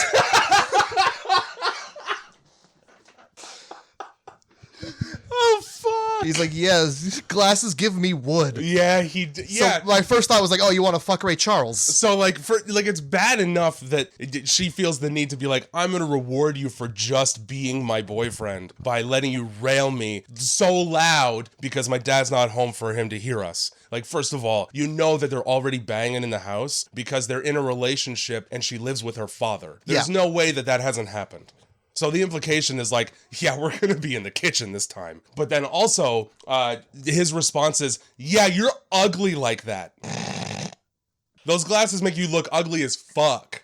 Oh, boyfriends. You know how hard I get when you look ugly. They always mean to say the nicest things. I guess the intention's there. And then she like looks over and, Demon Boy in the street. Boo! Demon Boy gone. Demon Boy did the thing that villains in Batman do where a bus drives by and they just catch it. Yeah. Yep. So I had this thought, because she got smashed in the face with the mirror. The mirror is supposed to be like the gateway, right? Yeah. So you're essentially like taking the portal and hitting her in the face with the portal. Well, I was thinking like what if conduit or something? If a shard of glass was in her eye and she'd have no choice but to look right in that fucking portal. Yeah. So I was thinking that's what's going on. Like the demon is there because the shard of glass is like in her eye, maybe. That's deeper than this movie goes. Yeah. Right. And here we are. Cut to premarital sex. Violating the sanctity of that bed. Yep. For a while. And then right after the sex, let me talk to you about my dead fucking mom. Yeah, some Pillow morbid... talk has never been better than talking about your dead mom right after I nutted in you. Raw dog. Yeah, man. No condom on the floor when she goes to pick up the underwear. Well, do you really just throw that on the floor? Where else would you throw it? I mean, you tie it up, you wrap it up in a nice little Now, as somebody napkin. who shoots blanks, I don't know any of this. Well, I mean, let me educate you. Yeah, go ahead. You want to hide it. You want to hide your sin. You're adults. Well, you don't want... The thing is you don't want somebody to come over like... Still step on the little pedal for your bathroom trash can and fucking there's the graveyard. You know, like you want, there's a wad of tissue in there. That's okay. There's a condom just open and seeping. Yep. Wicked. Why are you taking such long, in-depth looks into people's bathroom garbages? No, well, it's not that I'm looking into the trash can. It's that I'm throwing this wad of toilet paper. Fuck, it better go in that trash can. I don't want to pick it up. It's snot. Put that shit directly in the toilet and flush it. Yeah, well, I mean, that or a trash can. Both options. Fair enough, but I'm not going to scrutinize the contents of somebody's trash can when I'm using it. I'm not scrutinizing it, but if I open the trash can and boom, used condom, right at I can't not see it. I mean, they're fun colors. It's fine. Oh, sick, you're getting laid. All right, rad. Yeah, but let's never bring that up to you. The idea is you got to hide your shame. You got to hide the sin. All right. From the eyes of God, you can't just have a balloon full of cum in the trash, you know? You just can't have that. You gotta keep that shit in a jar in the freezer. Now, you blow that shit up, you tie it into a dog and tell everybody you're a clown. So, well, what's that in the nose? I spit. It's backwash. Yeah, I I coughed. The 5-year-old was not happy. Oh, Christ. So yeah, some morbid premarital sex talk. Boyfriend's just like mumbling about death and how he doesn't want to float off into space when the planet stops spinning. Yeah, I had this dream when I was a kid where the planet just stopped and we just flew out into space. I mean, that's not that scary of a fucking dream. But she'll go like, oh yeah, you think that's bad? Well, my mother is dead. Yeah. My mother is dead and there's no afterlife because her spirit, I can't feel it. And then he goes, man, all of this talk about your dead mom and how she's gone forever has gotten me ready for round 2. Come here. And then we fade out on a kiss. This is a great relationship, is my point. Yeah. At some point, I think we skipped over it, but she's at home by herself and she hears a couple thuds coming from the mirror. Yeah, so that's... and then she just goes to fucking bed. Yeah. The mirror is moving. It's shimmy shaking all over the bathroom. It's flexing. Yeah. And you just open the door and you're just like, oh, medicine. Oh, okay. It's all good. Good. Oh, my pills. Oh, the Valium wants out. Okay, Valium, we'll go for a little ride down the esophagus. Bedtime. That sounds like something somebody who is a Valium addict would say. What the fuck happened? I don't know. The Xanax was calling my name. Knock, knock, knock. It's Xanax at the door. Come on in, buddy. So yeah, this is the second time because she and this is when I noticed there was no condom. She goes to the bathroom. Yeah. And she's freshening up for bedtime. Well, she's camel toeing the hell out of whatever she's wearing She too. sure is. I don't know why and this is Michael Bay's problem. He did it with Megan Fox and he did it with her where let's just get you in the tightest, smallest amount of clothing humanly possible for this scene. I understand you're getting out of bed, but at the same time, we're going to stop just short of you just being ass naked. Yeah. I was wondering where I'd seen the Platinum Dooms logo before. Fucking Transformers. Everyone opens with Platinum Dunes. So yeah, this is the second time that the mirror fucking jiggles around. But and she's like, whatever, fuck it. What's in there? Let's check on the Valium this time. What's Valium want now? Maybe and it turns out she's taken way too much of it because there's a contortionist in that medicine cabinet. There is a demon boy jammed in there. Like they're trying to get him across the border. You see those old like magicians that fit into a tiny glass box? Yeah. Because they're hyper flexible because they have no fucking tendons left in their body. And this boy is just screaming. He's got, oh my God. What is it with this boy and screaming? It's like his favorite thing to do. His mouth opens up and he looks like Bat Boy from the Weekly World News. Like a lot of people in this movie open their mouths up a little further. A little too wide. And it's just like, oh, Bat Boy. Yeah. I get that immediate, but it's terrifying as hell to see. Nobody's going to know what the fuck we're talking about. I know. Back before tabloid magazines were about the size of Ben Affleck's penis, we used to get these weird, if you've ever seen Men in Black, the articles that they read to look for aliens, those used to really exist. And I used to read the shit out of those things. That was my favorite thing to buy. Oh my God. I would get Mad Magazine and I'd get that. You're in line with your mom at the grocery store, and most kids would go for the candy. Nah, I want that Bat Boy issue. Bat Boy's escaped again? Well, I better figure out where he is, so I can not be there with that open mouth. Who the fuck is guarding Bat Boy that he just gets out weekly? My issue is, like, not only does Bat Boy get out, like, you guys are just keeping Bat Boy around. Like, kill it! Where is this Bat Boy's guardian? Do the world a favor. He can't be like the newspaper's cat, you know? It's probably Dracula. Probably a half Dracula, half bat. It turns out that's where COVID came from. Bat Boy. Fucking Bat Boy. Anyway, if that magazine was still a thing, that'd be beautiful. Yeah, dude. I tried to find it and I can't. It's done. It's online now, and I don't even know if the website, like, it might be defunct. Things like that lose their charm when they're not in print. That's true. Mad Magazine. It's part of the allure, like the fun of it. You know? I want to be able to read it without having to look at my phone. Yeah, I want to flip through it physically. I still read actual books. I try. Yeah. I got a couple books. It's my point being, it's way better than an ebook, a fucking Kindle. I don't care. Also, like, that's how you just burn your retinas out. Yeah, well, I mean, they got those. Look, this isn't a fucking ad for Kindle, but they do have the yellow screen. I have that on my phone too. It doesn't really make much of a difference. Yeah. And Casey's like, fuck that. She makes the first good decision in the movie, and she just takes the mirror right off the medicine cabinet. Guess what? All of my creams and balms, everybody's got to know about them now. Well, according to you, nobody's looking and scrutinizing the And things. not in the garbage. It's different. I look in the medicine. This is cabinet. exactly the same thing. It's not. Well, she makes that good decision, and then she immediately makes the fucking stupidest decision. What's that? She puts the mirror in a closet facing outwards. That's true. You're gonna tell me you're not gonna open that up in the future and go, ah! Oh, me! Oh, it's okay. Whew. Yeah, fuck that. You're Fuck, right. that would be, I would do that every day. I remember when I had that cardboard cutout of myself? Every morning was a startle. I'm going to forget the mirrors in the closet. I'm going to open up, oh, there's a person. Either that one or the Bieber one definitely made me jump at least once in your apartment. Yeah. For sure. God damn. So yeah, she unscrews the mirror and then she goes for she wakes up the next day and goes for a run. Yeah. This is next day. No mark to be seen. This guy just appears and disappears conveniently throughout the movie. There are scenes where he should be there, where there's no explanation as to why he's not, and vice versa. At some point, she talks to Romy and she's like, yeah, he hasn't texted me in 2 days.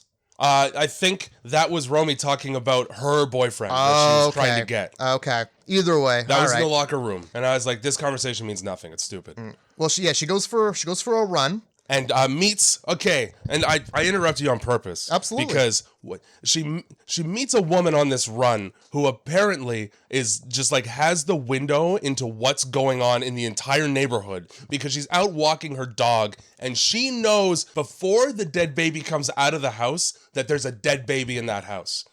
She's the nosiest fucking neighbor. How did she know that a baby died in the house?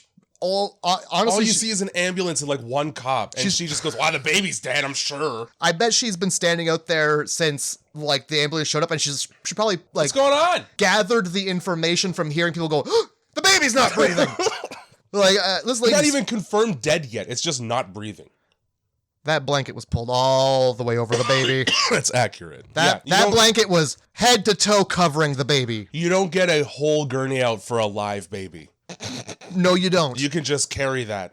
Yeah. The gurney is for when it's dead. Yeah. It's more of a respect than anything else. Yeah, usually you want the baby's head to show. Yeah. And that people know that it's not dead. Yeah, and so the baby can continue to breathe unhindered by a blanket covering its face because it's dead. She really picked the worst time to leave the house, too, because, like, there's only, like, a 30-second window where they pull that baby out. Where you get to see this mom hysterically being traumatized for the rest of her life by her dead child. And her live child just chilling in the window. Staring down, like, oh, man, now I get all the toys. Sweet. And I get to move my room to the big room down the hallway. I don't gotta share this fucking shitty room with a crib anymore. This is a very, this neighborhood is a very John Hughes neighborhood. Why? You've seen it. There's no way you haven't. Home Alone. Mm-hmm. That house is in Chicago. Okay, I see what you're saying. Like that whole all Chicago suburbs kind of look the same. Sort of. Yeah, they're all just very nice. Yeah. So I was like, big houses. Okay. It seemed very much like I actually, to be honest, I think is it Chicago? It's not Long Island. I think they're close to each other. Those are nowhere near each other. I don't know things. I'm trying to remember because like I know it's the inside of the house is actually the gymnasium from the Breakfast Club, and they built a set into it. Jesus Christ! So I can't remember if the house was in Chicago and they just and they said it was New York, or if it was actually in New York and the set was in Chicago. I have no idea about any of that because I saw the Breakfast Club and then I went, I hate this director. I'll never watch another one of his movies. I bet you've seen another one of his movies. If you mention Molly Ringwald to me, I will leave. I will leave any conversation where she comes up. I only know the one movie, so I don't know. That's 16 Candles. I mean, it's also Breakfast Club. Yeah. Well, but, I mean, he did both those films too. Yes. There's you've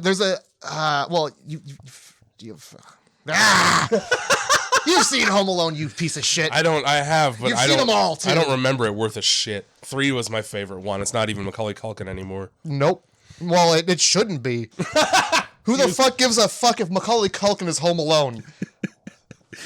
You're 14. It doesn't matter. Just watch TV and eat sandwiches. God, we'll be home soon. Lock the front door. Oh, God.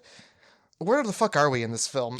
She's back at the doctor with the fucking test results from the eye exam. Yes. And this is where we find out that Casey is like Dwight from The Office, in that she had a twin in the womb that she resorbed into her body like a body snatcher. She fucking Liam Neesoned him. Yeah. And so she goes to her dad's office where he's working and goes, I'm going to confront you about the horrors of my youth and everything that you've hidden from me up to this point, rightfully so.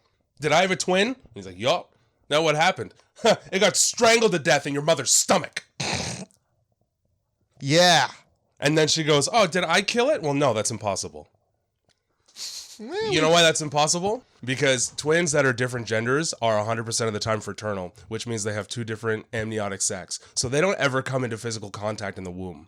I did not know that. Surprise! It doesn't make sense. I did. So if they're the same gender, they're in the same sac. Yes, they can share an amniotic sac if they're the same gender. It's a chromosome thing. I don't know how the fuck it works. But if you have a brother and sister who are twins, those are two different sperm cells, which means two different eggs, which means two different gross sacs full of liquid that you got to shit out when you give birth to them. And two different placenta meals for the next day. Yum. You're really yum. meal planning there. Yeah. For the week. So she's at the place talking to her dad, and I think they along the lines of they're like, yeah, we didn't have a name picked out for him, but We just went with Jumbie, we call them Jumbie. which it sounds like a trampoline brand.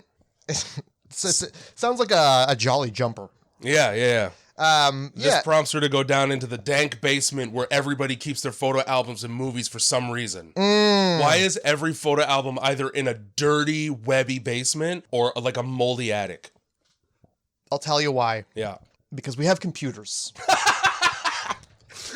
It's locked away somewhere dark with all the other dying mediums. Anything that was important was digitized on the laptop. Put it in the basement. Well, you raise a great point, because in with these photo albums is a fucking old Super 8 film reel. Sure is. And I really appreciated the way that they handled that in this movie, because when she goes to watch it with her boyfriend, Mark has a throwaway line that's like, this projector was really hard to find. Fuck yeah, it was. Find me a Super 8 film projector right now. We're going to have to go to every Goodwill. Every Goodwill. In the tri-state area. And every fucking film school that's at least 120 years old. Yeah. Dear God. It's likely he had to rent that machine. Yeah. Fucking, the reason why you never hear about these things getting uncovered is because people throw them into landfills because they're no longer useful. Yeah, everything that's not on a VHS tape at this point is just retired media. Yeah, and VHS, let's be honest. Unfortunately, I'm holding my hopes out for VHS. It's going to make a comeback like records did, and when that happens... Your house is going to be full of VHSs and laser discs. Not laser discs. Betamax and 8-track. Maybe Betamax. Never 8-track. You're very particular about your outdated forms of watching and playing things. Yeah. Well, yeah. What are you going to do? Play 8 tracks of a fucking album? I don't think so. We just flip it over. I don't even know if that was possible back then. Fuck, I don't know. I noticed that the basement for some reason is dome-shaped. I did not notice that. Who has that? Somebody who lives in a dome. The fucking basement looks like the kind of room that would have an electric chair in it. Jesus Christ. It does. I need to rewatch. Apparently, I need to rewatch this film because I did not see the dome-shaped basement. It wasn't giving me a lot to write about because for the most part, it's just like a competent movie. I was trying to read the newspaper clippings. Yeah, well, I definitely did pause and read that horrible newspaper clipping about this woman, Sophie, who was in Auschwitz. Yes. And that's how you get to learn that there's Nazi Germany tied into this. Yeah. Some woman survived Auschwitz, the story. To be honest, when I saw that, I was like, oh, it's a weird article to keep in with this other stuff. Weird. It's like sentimental family memorabilia and then concentration camp story. Huh. Well, they really must have been clipping everything. But yeah, there's that, and then there's a picture of her mom.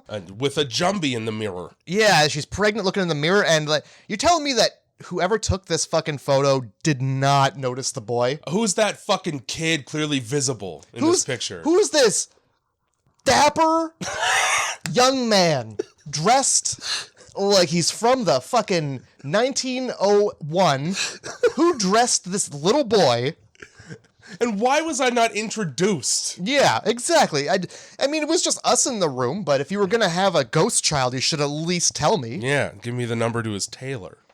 For real. This kid... I have a reenactment to get to in a week. I mean, I understand because he's supposed to be from 1990 or not 19 whatever, the 40s. 1944. Yeah. He's dressed like that, but like why is he still dressed like that? Oh, you think the demon would have like changed clothes in the body that he inhabited? Like or just like a cloak, A cloak. like fangs. He's not wearing what he was wearing in Auschwitz. Right, because he woke up naked. Well, yeah. Let's make it clear. Like he had like it was like a wife beater and shorts on. Like it was just like the bare minimum. Why wasn't he wearing that? Why wasn't he wearing striped pajamas? Yeah. You know? As they all were. But he's dressed like a paper boy. Yeah. He's dressed like an Italian ruffian. Just extra. Stealing salami. Read all about it. I'm a dead boy. That's the best headline ever. Yeah. So we see the fucking picture, we get the news article with the fucking Sophie's name underlined, and that's how we cut to the retirement home where Casey is now going to meet this old woman that she goes, well, I guess my mom might have some answers about this creepy shit that's going on with me. Yeah, Let's bring Romy, the one friend who hates old people. Well, look, she knows if she brings her boyfriend, she's gonna have to fuck him after. That's true. Like she can't just fuck him every time, right? And then he's only gonna come around when they fuck. Yeah. So this is the most stacked day any person has ever had in the history of the world, because all of this, I found out that I'm a twin. I went to my dad's office. I went into the basement and looked at this picture, and now I'm going to the retirement home. Later on, we're going to a rave. This is all one day. Full day. Let me tell you, I don't have enough energy for 2 to 3 of these activities. Yeah, to be honest, if I can't read these newspaper clippings at the rave, Yeah. like Whatever. I gotta get a nap in somewhere. yeah, it's either the old lady or the rave. I gotta pick one. Yeah. The old lady's never gonna win, Dude, unfortunately. the old lady retirement home, that's gonna wipe me. Because I gotta make nice. I'm not gonna be comfortable in a retirement home. Well, Romy's not comfortable at all. She's the most disrespectful friend. She sure fucking is, dude. What's the first thing out of her mouth? You tell me what is, because I remember the last thing. Oh, well, it smells like diarrhea in that room. Yeah. You know why? Because old people have it? Yeah, it's probably because there's diarrhea in that room. You don't gotta point it out. We all just tacitly expect that to happen, okay? And we move on with our lives. And then, that comatose man in a wheelchair is in a diaper. How dare he? Of fucking course he is. The guy hasn't blinked in a fucking month. Yeah, no, he's just like there. And so Sophie pokes her head out and goes, yeah, that's Eli, he's fucked up. He had a stroke, Yeah. so feel bad for what you just said. Aren't you a bitch? And this is clearly Sophie. Yeah. Because in her hand's the Star of David. In her hand is the Star of David, and on her wrist is some numbers tattooed. Yeah, well, I didn't see the numbers right away, but I was like, oh, well, there's the Star of David. Here's who you're looking for. Yeah, exactly. There's only so many Jewish people of this age, okay? Well, because of what happened. Yeah. So, yeah, okay, good point. Just solid points. These are solid points you're making. So yeah, they go into a room, and right away there's a spot where there clearly was a mirror. Yep. Because it's a fucking dirty spot. It's the one spot on the wall where there isn't dirt. And it's mirror shaped. The grime of old age has perfectly traced this elegant framed mirror. Because I don't know what she's doing. She's not smoking. She never once lights up a smoke in the room. No, she doesn't. There's just soot from being old. Yeah, dude. There's no fireplace. Have you ever seen a snake skin after it's shed? That's this whole woman. It's gotta go somewhere, and onto the walls and floor is the answer. Yep, she's just shedding. Yeah. With time. So this lady, she's got magic powers because you used to be a twin, eh? Uh-huh. Governor? Here's the thing, right? Like, so heterochromia is a thing that exists in twins, like they established that. Mm-hmm. So that's a good guess. I looked in your eyes, I saw one was fucked. Are you a twin? That's what the eye doctor said too. Yeah, okay. Exactly. Before this, though, Before they go to the retirement home, she's talking to fucking Romy on the computer or whatever. And Romy's advice for, I just found out that I was a twin and I might be the reason why my mom killed herself is, take a Xanax and go to bed. Yeah. Good friend. Real decent friend. Doing a great job being supportive of your friend who's uncovering traumatic things that happened to her and her family. Just lie down. Just lie down and get fucking stoned about it. Let the world wash over you. Cope like an addict. I mean, you don't see her cope once. She does a very bad job. Yeah, the only time she goes to sleep is when there's a fucking mirror banging at it. And when she had just banged. That's the other time. The newspaper clipping, when Casey shows it to her, that's when you see the fucking wrist tattoo. And I was like, oh, those are some numbers. The wrist tattoo. Yeah.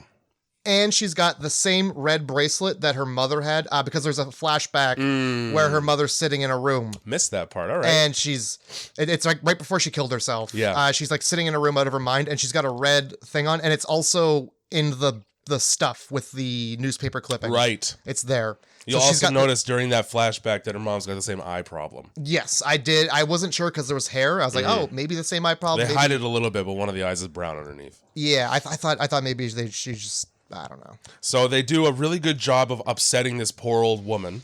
By showing her a picture. Yeah, of a ghost, which you find out later is her dead fucking brother.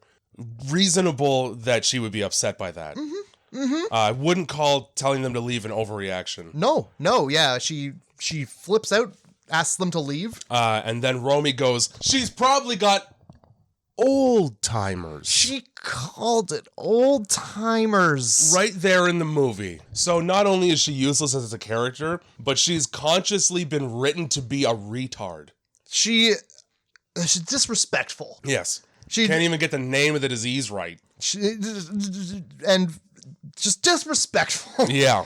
Like she has... Also, kind of fuck Casey for, like, if I was showing a woman in a retirement home, like, a bunch of things from her past that she hates, and I could see her getting visibly upset by them, I'd probably stop after the first one. I wouldn't just keep up with the interrogation and, like, amp up the upsettingness of the things I'm showing her. Yeah, I'm pretty sure she sees the boy and she's like, oh, and you're like, well, that was like, who is it? Who is it? Yeah, and like even before that, like the newspaper article and like some other piece of fucking thing that she brought up from the basement, and the woman's like, no, I'm not familiar with that. No, I don't know your mom. Like, okay, obviously you're not liking this line of questioning. Let's go somewhere else with this.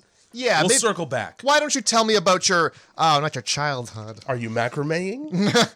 What's going on with bingo? So yeah, for somebody who keeps a book of dream meanings, Romy once again really fucking reluctant to be on board with how weird all of this is. She believes in ghosts, but requires days worth of convincing to think they exist. Yeah, ghosts? Nah, this lady is just an old timer with old timers. And for those of you at home, how is it pronounced? It's Alzheimer's. Alzheimer's. Alzheimer's. ALZH. The Z throws me off. Of course. Because how dare you name the disease that you discovered after yourself when your fucking name is like that? Because I always want to say Alzheimer's. But it's like not quite, and I can tell that it's not right. It's closer than old timers. It certainly is, which I used to think that's what it was. You might as well just say she's probably got the dirty old bitch disease. She's probably got that dirty old brain is dying disease that you get.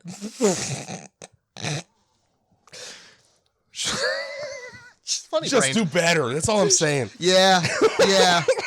Just a bad person. Don't keep any of these people around.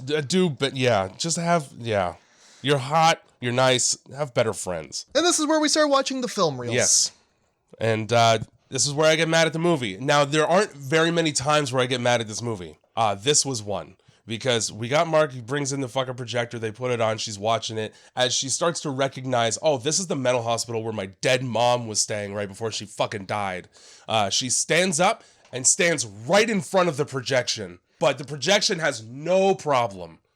She's like almost dead center in front of the projector, but there's no silhouette at all. It's just so brightly. It's just, he probably got the badass projector on Amazon with like the super bright bulb that goes through skin and bone and flesh. No, like no an problem. X-ray, a fucking X-ray. Which, I mean, you're gonna die then because of the radiation.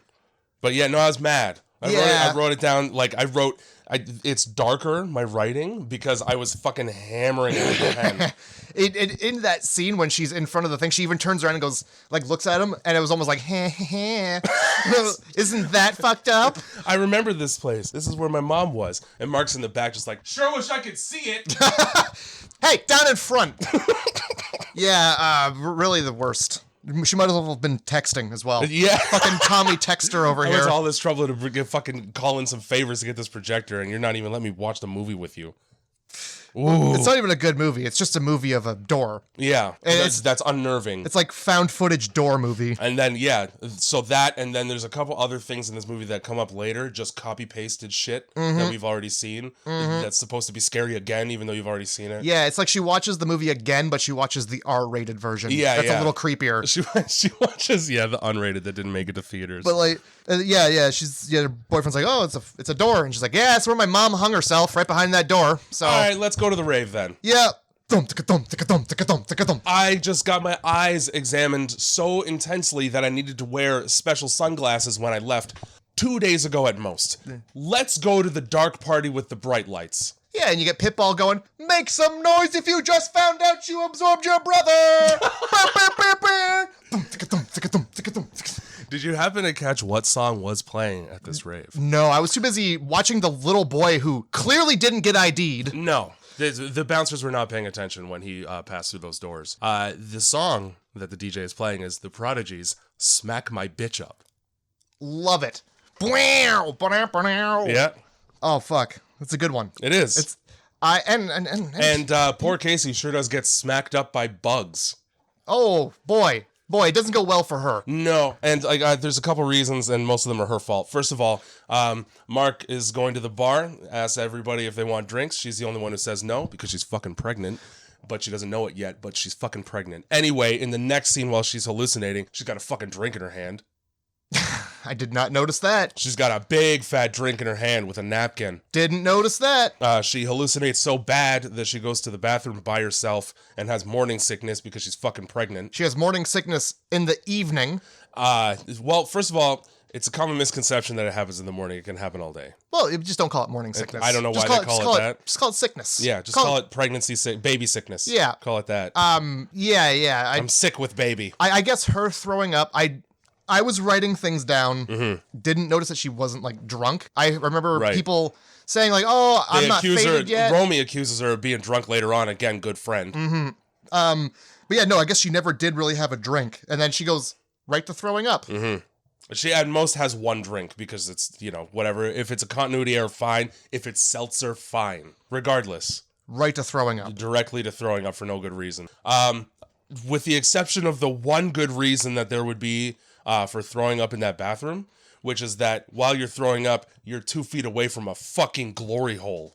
This glory hole is the most ominous fucking glory hole ever made. It's got a weird theme. It's also huge. And it's in the girls' bathroom. Yep, I also noticed that. It's in the girls' bathroom. It's a hole cut through. It's the size of plastic. You could fit an elephant's dick in that hole. And somebody has melted it so that it doesn't cut your dick. Whereas most of the time you just use duct tape. Yeah, but like, who's touching the edges? Who is? Of that hole, I can fit my foot through that hole. In this game of dick operation, who is touching the edges? Who's setting off the buzzer in this women's bathroom? Who's using this glory hole in the women's bathroom when, in order for a guy to get in there, they would have to be escorted by a woman? Yeah. Thus defeating the purpose of a glory hole. Yeah, and like, I don't go to clubs. Right. How easy is it for a dude to just walk into a girl's washroom? By the way, when's a girl's washroom ever empty? By the way, when is any washroom in any bar ever empty? By the way, why are you getting on your knees in a club toilet? Just bend over and throw up. Ew. Bend over, standing, and throw up, and touch as little of this bathroom as humanly possible. Nah, let's get on our knees where there's likely piss. I'll give it, you're in the girl's washroom. There's probably not piss. There might be piss, dude.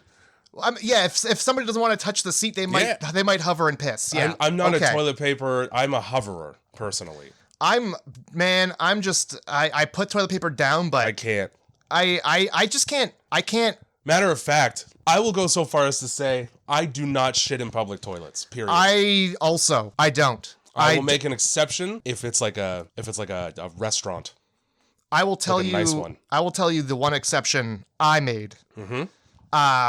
I had been told I was going on a trip with some people, right? And I didn't want to have to make fecal matter along the way. I get it. So, Sure. What I was told is that I should drink Citromag. What the fuck is that? That is what you drink when you're about to have surgery and you shouldn't have poo in your body.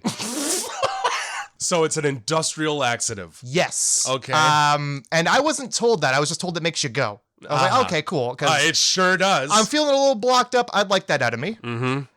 So after an evening of shitting, thinking I was done, we went to the mall, and I got into the mall. I was like, not done. Opened the door to the bathroom full of dudes. Oh, good. The stall opens. Nothing makes you pucker faster. Oh my than a God. full bathroom. I'll tell you, I have piss stage fright, so I know. Oh yeah, me too. If there's more than one other person in the bathroom, I'm holding it. I'm getting a bladder infection this week. Yeah, I don't like to use the urinal next to a dude. It's not because like, I don't want him to see my wiener. It's like I can't pee while there's somebody next to me. It doesn't matter who it is. If you're that close to me, I'm not pissing. Yeah, like look at my wiener all you want. That's not what I'm concerned with. No. Why are you looking at my wiener? That's what you should be concerned with. This is my wiener. But anyway, that's besides the point. Yeah. It's proximity to human beings. Period. Yeah. I can piss in the woods if there's a wolf right there. But if it's a person, nah, it's not doing. I don't want to be talked to. Don't try. That's its own thing. Yeah. Don't open your mouth. Unless it's to sneeze. Fucking Austin Powers when he's shitting next to the guy and he's like, hey, what you eat, buddy? Like, no. The only time that it's ever acceptable is in the episode of Viva La Bam where Ryan Dunn is in the stall and or using the urinal and somebody's in the stall and he goes, and anybody in there want to come help me hold this? My hands are freezing. Yep. That's it. I mean, and that's a funny joke. Yes. Anyway, so yeah, there are a lot of dudes in there, so I just like kicked the stall door open and closed it. I pulled my pants down. I shit. Now I shit pulling my pants were coming down. Okay. And it came out of me. Yeah. I turned around and all over it. Just all over the toilet. Just the audible sigh on its own. Like I that was the only time where I was able to shit while hovering because it was not by choice. No, it was going to happen. I wiped. You probably it wouldn't have mattered if you had your pants down or not. Well, I didn't get any on me, thank God. Oh yeah. All over the toilet. Yeah. I flushed. Didn't need to. I know. Doesn't matter. It was courteous of me. I was trying to be as courteous as possible in this moment. Trying to level off your karma a little bit. You ever close a stall door with a line in front of it? And know what's past the threshold? And need to exit the bathroom before that person opens the stall door? Yeah. Yeah. Yeah. I can't say I've ever. Just fucking I can imagine. Disappear into the crowd. Yeah. For your own good, really. Yeah. I don't want to be pinned down for that one. Holy shit. And I felt bad because somebody had to clean it up, but also, like, fuck. I blame the shitheads who told me to drink that shit. Yeah, fuck them for not explaining to you exactly the nightmare that they've wrought. So anyway, this glory hole. Yeah. Very, very weird theme to it. It's an eyeball. Yeah. Which I don't know if there's etiquette for a glory hole, all right? I think it falls under the category of common sense. Yeah. Don't look through the glory hole. Don't put your eye anywhere near a glory hole. There's one part of you that goes near a glory hole, depending on your gender, really. And if you're sometimes two parts. Or your sexuality, even. Yeah, sure. Now, none of those things, though, are an eye.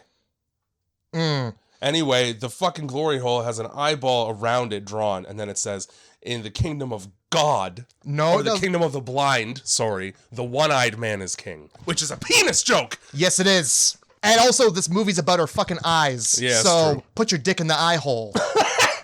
Like, it's just, this whole movie's about eyes. So it's only fitting that the glory hole also be an eye. Yeah, but don't look in it. Just, your eyes have already been through so much.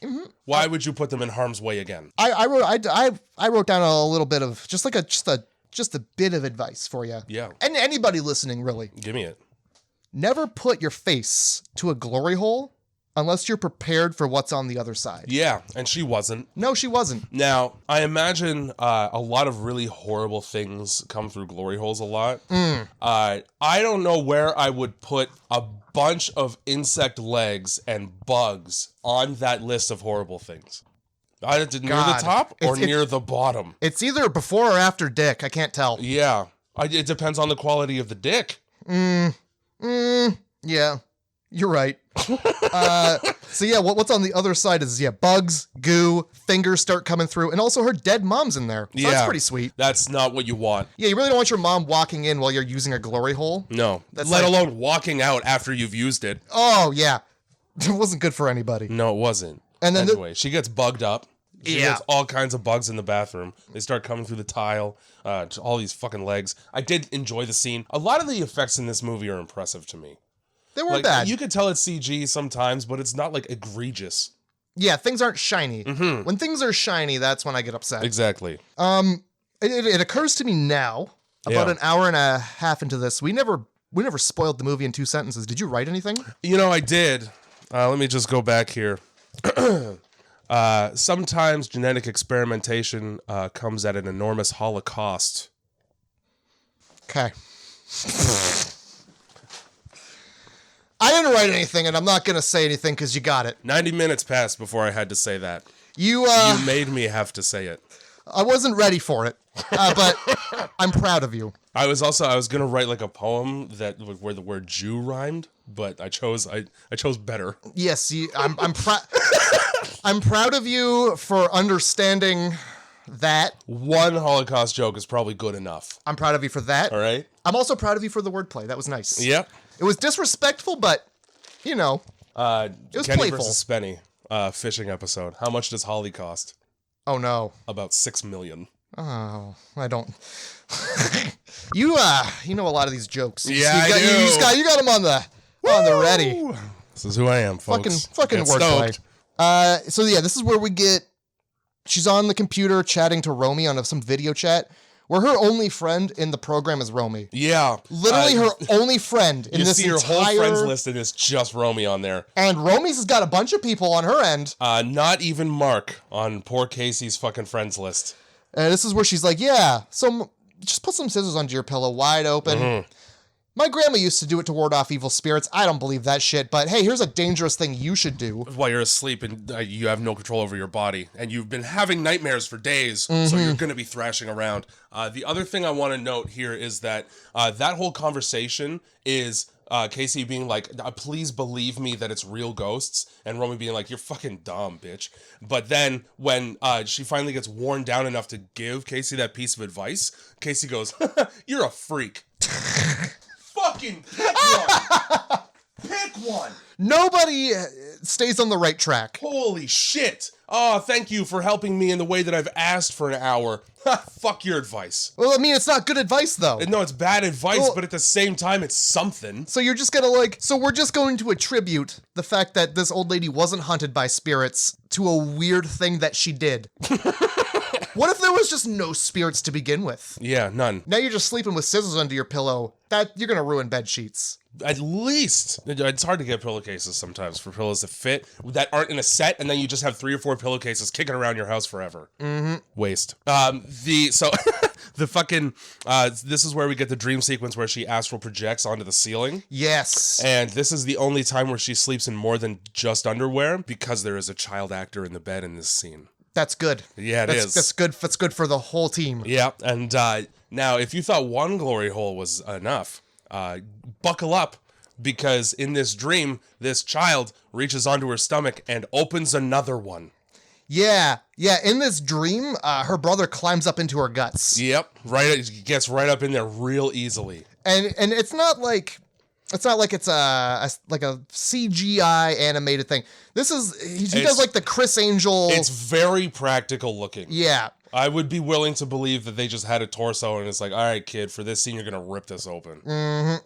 It reminds me of when they do that thing where they pretend to pull out like tumors, like witch doctors, and it's just like chicken guts. I know how to do that. Do you know how to do that? Yeah, you just pretend to pull out Yeah, chicken you guts. just have chicken guts in your hand, and then you just press real hard into somebody's stomach. Yeah. That's the whole thing. Yeah, I'm not saying it's magic. I'm just saying that's what it reminded me of. They talk in this movie about how, like, in the Middle Ages, people just would believe anything because science sucked. Yep. And, like, that's where that comes from. That's where magic comes from. Pretty People much. being easily fooled because nobody looked at a beaker before. Yeah, nobody looked behind the dude's hands when he was pretending to pull his thumb off. You see the thumb folded back. Yeah, dude. So we wake up from this out-of-body dream to a phone call from an old lady who is your mom, or your grandma. In the dead of night. Yeah, hey, it's after 12, old lady. Why are you calling me? How the fuck are you awake? Well, let me tell you. I'm sorry I freaked out about you dredging up memories that I didn't want to have. Yeah, thanks for reminding me about the Holocaust. That was pretty neat of you to do.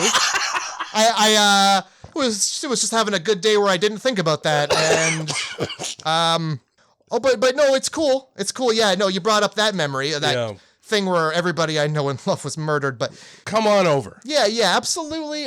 Thanks for reminding me. Showing me my brother. Apparently your brother too. Weird. Yep. Just come visit. Now, here's the problem, right? This is a fucking retirement home in the dead of night. I am 100% sure that retirement homes have visiting hours. They certainly do. So there's no way that Casey's getting let in. No. Under zero supervision in the retirement home. We're the only ones up, obviously. It's a retirement home. There has to be people there. Yeah. There's staff. Yep. There is a staff of people to prevent this from happening. And then also just death in the night. Doors are locked. Yeah. Because old people wander. Yeah, and sometimes they like to get right out. Yeah, and it defeats the entire purpose if this old lady can just pop the door open for whoever's coming by. Sure does. But, hey, we learned that that's her grandma, so she's going to visit grandma. Okay, great. Yep, whoop-de-doo. Think I give a fuck? What about any of the other people in the home, some of whom have dementia, that can just do the same thing to the door? Yeah, they all have grandchildren. Visiting hours are at a time for a reason. Yeah. Fuck it, we just let anybody walk in here at any time, it'd be anarchy. You're gonna have people with sundowners just confused as shit as to what time it is. Why are you visiting at 3? It's dark. Who are these strangers? I'm frightened. I've never been to a retirement home. Bad retirement home. So this is where we learn.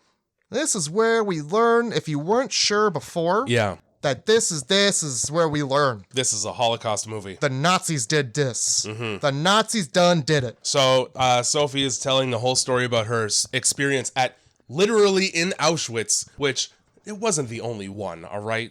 Let's call attention to the fact that there were more than one concentration camp. Oh yeah, you got Dachau. Anyway, she's telling a story about a real person who existed in the real Auschwitz, who did real experiments on twins to try to turn their eyes blue and also fuse them together. Very glad, because I was 98% sure that this doctor actually existed, because I've heard, Nazis were big on twins. Yeah, they loved them.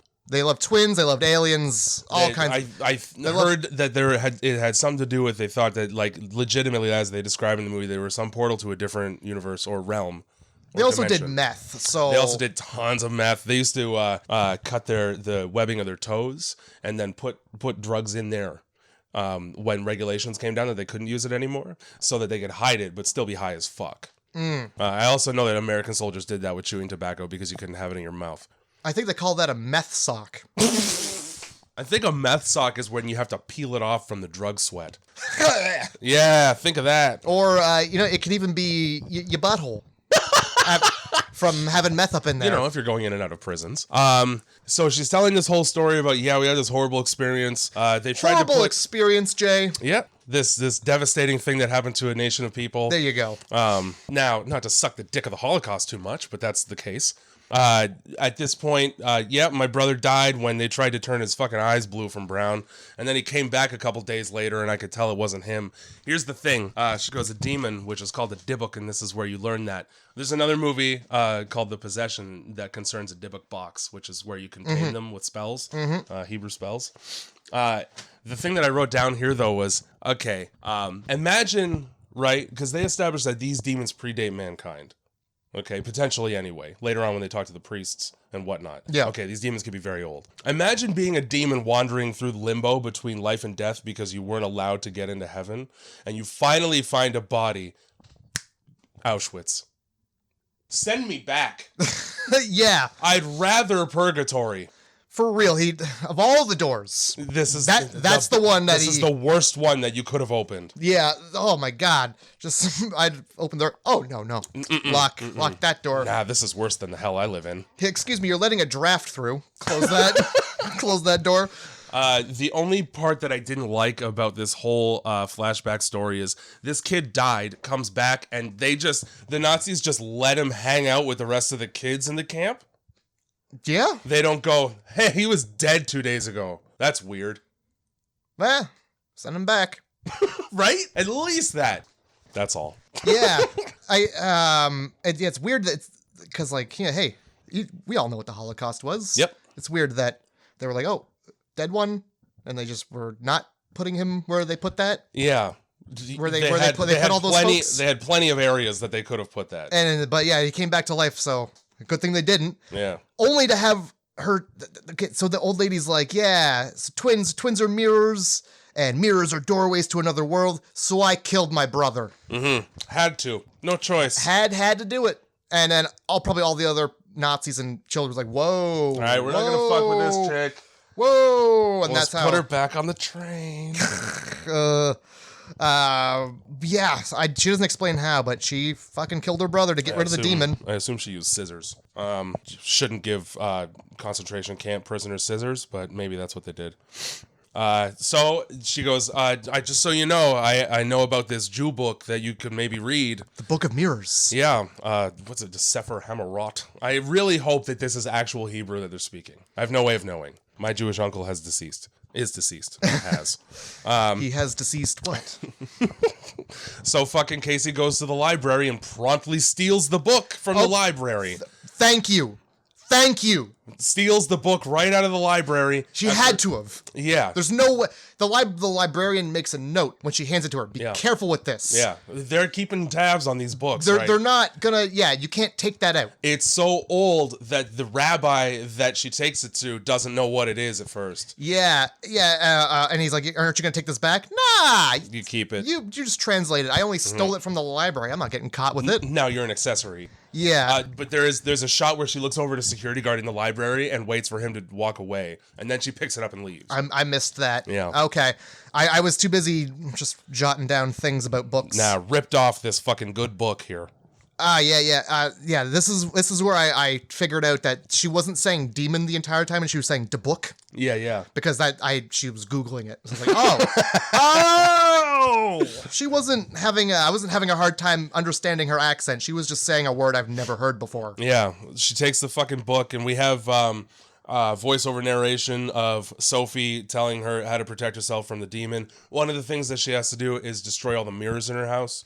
So she just picks up every blunt weapon that everybody could possibly own. Like at one point she's using a crowbar, she kicks one, she uses a sledgehammer on another one, and then she's supposed to burn and bury the pieces. She doesn't do that. Nope, she fucking sure doesn't. Romy shows up later on and there's just like a fucking half intact mirror right in the living room with the pieces scattered all over the place. You're just making many little mirrors. Yeah, which is now you got 15,000 doors. Just letting all the bugs in and all the cold air out. God damn it.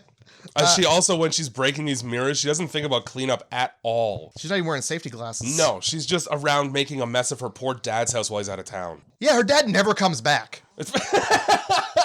What the fuck? Where's her dad for the rest of the goddamn movie? He's out of town on work. Of course. She's only pregnant at home. Sophie's other piece of advice is to not let herself be isolated by the demon. So she promptly tells all of her friends never to see her again. Yeah. You can't be near me. I'm going to be by myself, which is the opposite of what I was told to do by the person who knows. Well, maybe she misunderstood the accent too. Yeah. She destroys the mirrors. The best scene of the whole movie. Romy's on the way to Casey's house and fucking trucks this kid on his tricycle. Oh, the kid from the middle is just out for a... he's on a big wheel. He's on a little Tyke's big wheel. Yeah. And he gets plowed. He gets hit so hard that despite the fact that he's at about grill height with his head, makes it over top of the windshield and whole car. Yup. Amazing. That's it. I Yeah. have no words for it other than it was fucking amazing. Also, this is where I wrote down, these are the most negligent parents on the block because you're letting your 4-year-old trike around in the street days after your newborn has been killed. For real. Where it's, I got one down. There you go. Well, they just let this kid go. They don't keep tabs on him. He's out in the night. He's standing in the fucking front lawn of Casey at one point. Yeah, he goes to fucking Romy's place at like it's midnight and raining. And he's wearing the like the same goddamn rain jacket from that Bruce Willis movie. Yeah, Unbreakable. Yes, that's the one. Yeah. So yeah, she breaks all her mirrors, and then you see her travel to it's a hospital. It's where where Gary Oldman is, where the rabbi is. Yeah. I've seen that building before. What, the mental institution where they do the ritual? Or the synagogue? The synagogue. Okay. It was an institution in another movie. I swear to God. You remember that spiral staircase? No, the court she walks through. Like where they're doing that fucking AA meeting or whatever the hell it is? Right before that. She's like outside walking through a courtroom. Or not a courtroom, a court. I know what you mean. An outside court. Yeah. And there's a movie, and I want to say it's Sarah Paulson, where she's like trapped in this institution against her will. That's American Horror Story season 3. This is like a movie. But like I swear to God, that's the same building. Maybe. It might not even be Sarah Paulson, but it's somebody who is in an institution and is like being forced to have medication. Well, let's run down the list here. You got Shutter Island. You got A Cure for Wellness. No. Those are the ones that I know. Yeah. Well, it's neither of those two. I just recognized that courtroom. I was like, oh shit, I've seen that before somewhere. Interesting. Yeah. So yeah, we get Gary Oldman performing in an AA session, an alcoholics exorcism anonymous. And she's like, here's this old book. Exorholics Anonymous. There you go. I got there. And the rabbi is like, yeah, this is some old Jewish mysticism here. This is definitely Jewish for sure. Look at it. And he's just like, I know what you're talking about, but yeah, right. I read I mean, it's on IMDb as Goof's page, but fucking whatever, the continuity error shit word that I can't come up with right now in my head. And Hebrew is written from right to left. So the whole time this rabbi's flipping through the book, he's flipping through it backwards. Oh, no. Whoops. It's like reading a manga backwards. Yeah. Totally the same thing. I mean, yeah, sort of. Come on, Gary Oldman. You should know better. You should. You got the nose for it. Come on now. Jesus. So she has to convince him by crying to translate the book. Yeah, come on, give me an exorcism. Please? No. I don't believe you. He's dangling it. Where did you get this book from? Don't ask questions like that. Just translate it for me. This is a really old book. This is a really old book. And I'm old. It's my name. I'm labeled, for fuck's sakes. Yeah, she puts a lot of pressure on this guy, too, because she's like, please, my life depends on it. After he's like, I can make a call. Yeah, I guess. I'll make a call. Well, this call is my life. This better be the best call you ever fucking make. Yeah. So that happens. At this point, I wrote down, where's Mark? Because he has not been anywhere. Where has he been? Business meeting. He's had a week-long business retreat. Oh my God. We get her watching the R-rated version of the film. I considered it to be a flashback because like there's parts where it's filmed and there's parts where it's clearly shot on better film than in the film. So like I don't know if she was like having like a half hallucination or some shit. I don't know. When you see the dog and some hands, it's a whole thing. She goes into her fucking dead mom's room again, and she turns into a monster that looks cool, and then she drops the fetus on the ground. She drops that whole jar of fetus, and it's on the ground. You can't. It's no good anymore. There's no 5-second rule on a fetus. No, that's ruined. You can't just put that bit back in for another couple minutes like a microwave. No, I assume that this is supposed to be like look, the demon is now stronger. He's out of the jar now. Right, okay. Sure. Because obviously the fetus is her fucking brother, right? Yeah, He died so in the womb. there's some sort of symbolism there where he's like, look, he's loose. Sure. He's loose. Mm-hmm. And you get Romy smoking the kid from the middle. Yeah. And he delivers some ominous message. And she's like, fuck off, you little shit. And she just drives away. I feel like I've said that to kids before, so I can't even fault her for it. But like, you're not even going to check. Like, he could be in shock. He could have a concussion. You just fuck off, you little shit. Nah, you get are you okay? And then he says some unhinged shit that a 4-year-old shouldn't be saying. If you help her, he will kill you. And yeah, you don't think brain damage? No. I would. Just, fuck off, you little shit. And then her next move is to go right to Casey's house and be like, I hit a kid and left the scene. And then she's like, yeah, Sophie. Oh, what, that old hag? You mean my grandmother? Come on. Get out of my house, is what I would say. Yeah, Jesus Christ. That's my grandma. It's not her grandma for long, though. And then we cut to, like, Sophie in the night because her wind chimes go. And wind chimes are a sign that the spirit is near. This one in particular because it's inside, too. Yeah. So... the first thing, she tries the light doesn't work. She goes out into the hallway, tries the light doesn't work. The power's out of the retirement home. So this demon just killed about 70 people on life support. I didn't even think about that. Oh my God. What about all the people who are dependent on machines to live in the retirement home? Nah. Fuck them. Fuck Sophie, too. Oh yeah, fuck Sophie. I love... also, fuck Eli. For no reason. Why is Eli in the hallway still?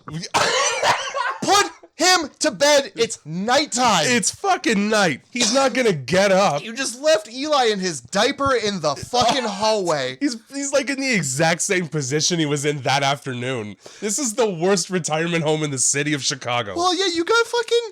Sophie's just allowed to wander out in the dark. Oh my God. One trip and she's done. Yeah, it's over. One fucking fumble and her hips are gone. That's the thing too. Like, this fucking demon possesses Eli and turns him into a John Carpenter's thingamajig.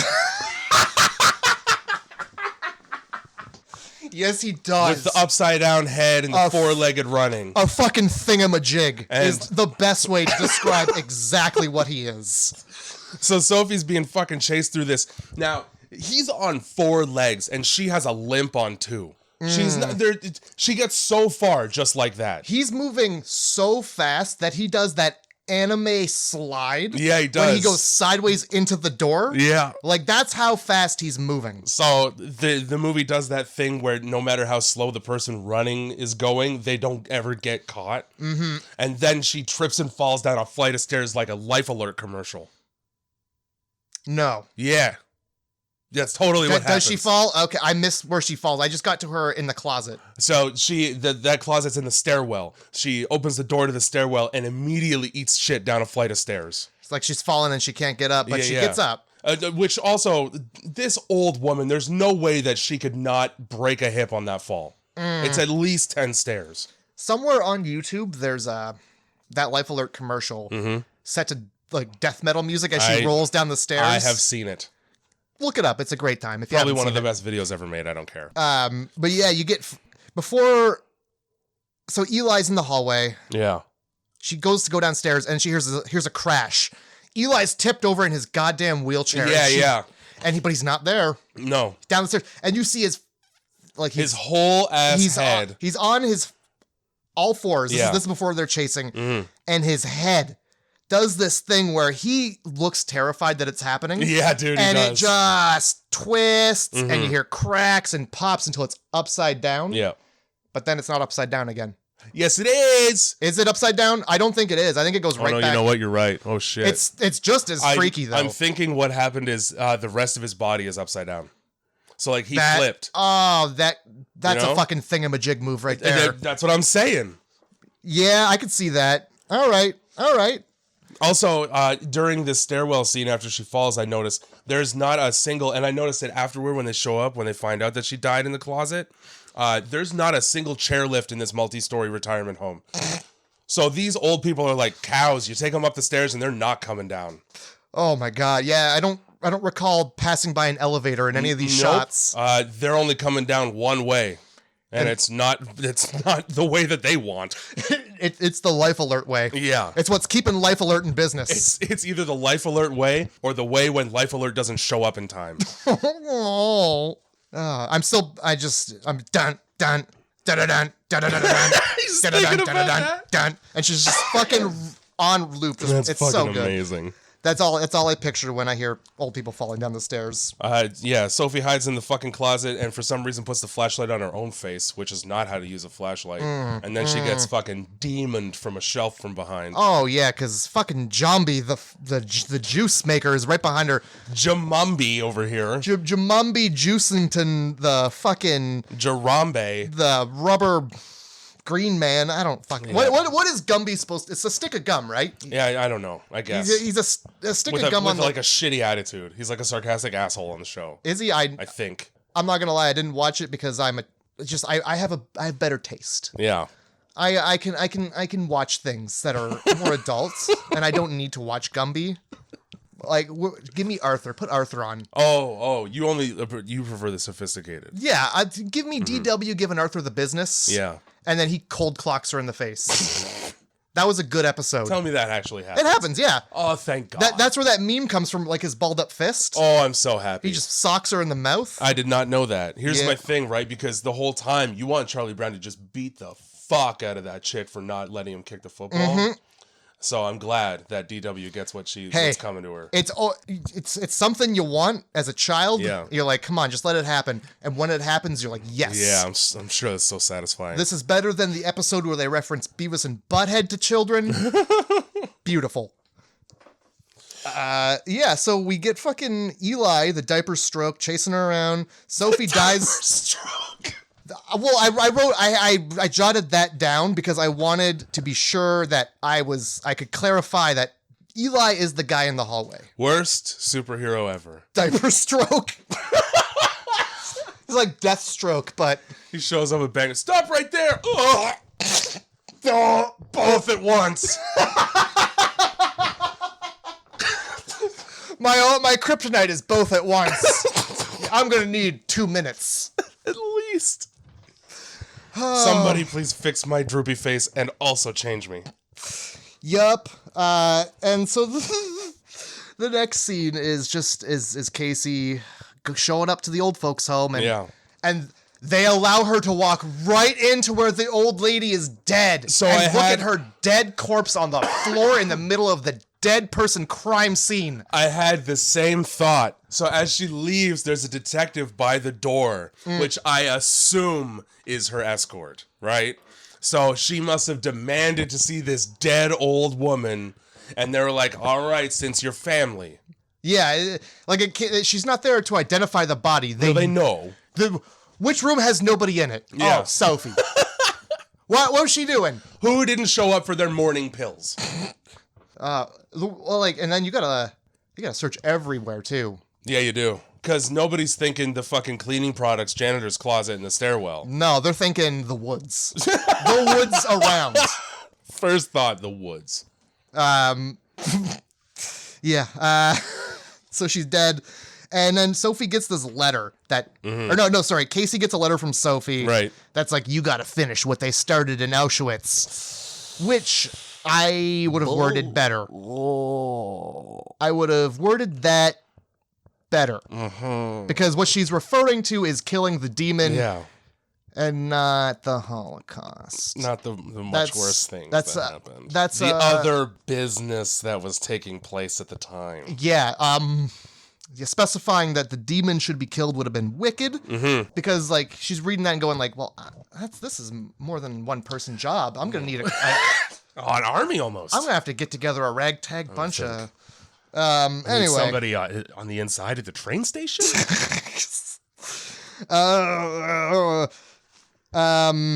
So yeah, at this point, the book is just killing everybody who's helping her one by one. Yeah. Making things really difficult for anybody nice in her life. And who's next? Well, the rabbi, he's flipping through this book, and I don't know if it occurred to anybody, but like the illustrations in this book are exactly what Casey's experiencing. Yep, 100%. Like you get the doorway, you get everything. The upside down dog, like everything is right here in this book. And also, like, it looks the exact same as the fucking Book of the Dead from Evil Dead. Does it? Oh, dude. Especially in the first series, when fucking Bruce Campbell's flipping through it, it's the same, like, not the illustrations, but the way that they're illustrated is the same. Okay, it's like you flip to one page, oh yeah, that thing that happened. And then you flip to another, oh, that thing that happened 30 seconds after that. Yeah. So these old-ass Jewish books, man, they got the prophecy down. They know exactly. Yeah, really what you should do is flip to the last page and go, oh, I don't want that to happen. Let me flip to the front page to see what causes it, and I won't do that. Treat it like a choose-your-own-adventure. Yeah, just spoil it. I didn't mean to go there. Spoil it for yourself and then read backwards. Yeah. Yeah, blah, blah, blah. Translating book, light goes off. Oh, there's some noises downstairs. I don't know why the fuck Rabbi Sendak here insists on having his office in a clock tower, but he has to walk down the longest, spiraliest flight of stairs I've ever seen. I'm into it. It's like he fucking lives in a lighthouse. I'm into it. I don't understand why you would do that to yourself. Bring a toboggan. That's how you get down. That's how you get down the stairs extra fast. At least put a fire pole in the middle. There you go. Sometimes there's emergencies. I would be full on for that. No, that would make it sick. And he's Gary Oldman. He's got experience. Cause every lighthouse needs a fire pole in the middle. Sometimes a big wave's coming and you got to get down, man. I think the last place you'd want to be is at the bottom of the wave. You wouldn't want to be at the top when it knocks a lighthouse over. Is there any good place to be? When there's a rogue wave? Just away from... In the desert. Yeah, there you go. All right. He goes into the fucking little church in his building there, and he gets upside down dogged. He gets Spuds McKenzie is what he gets.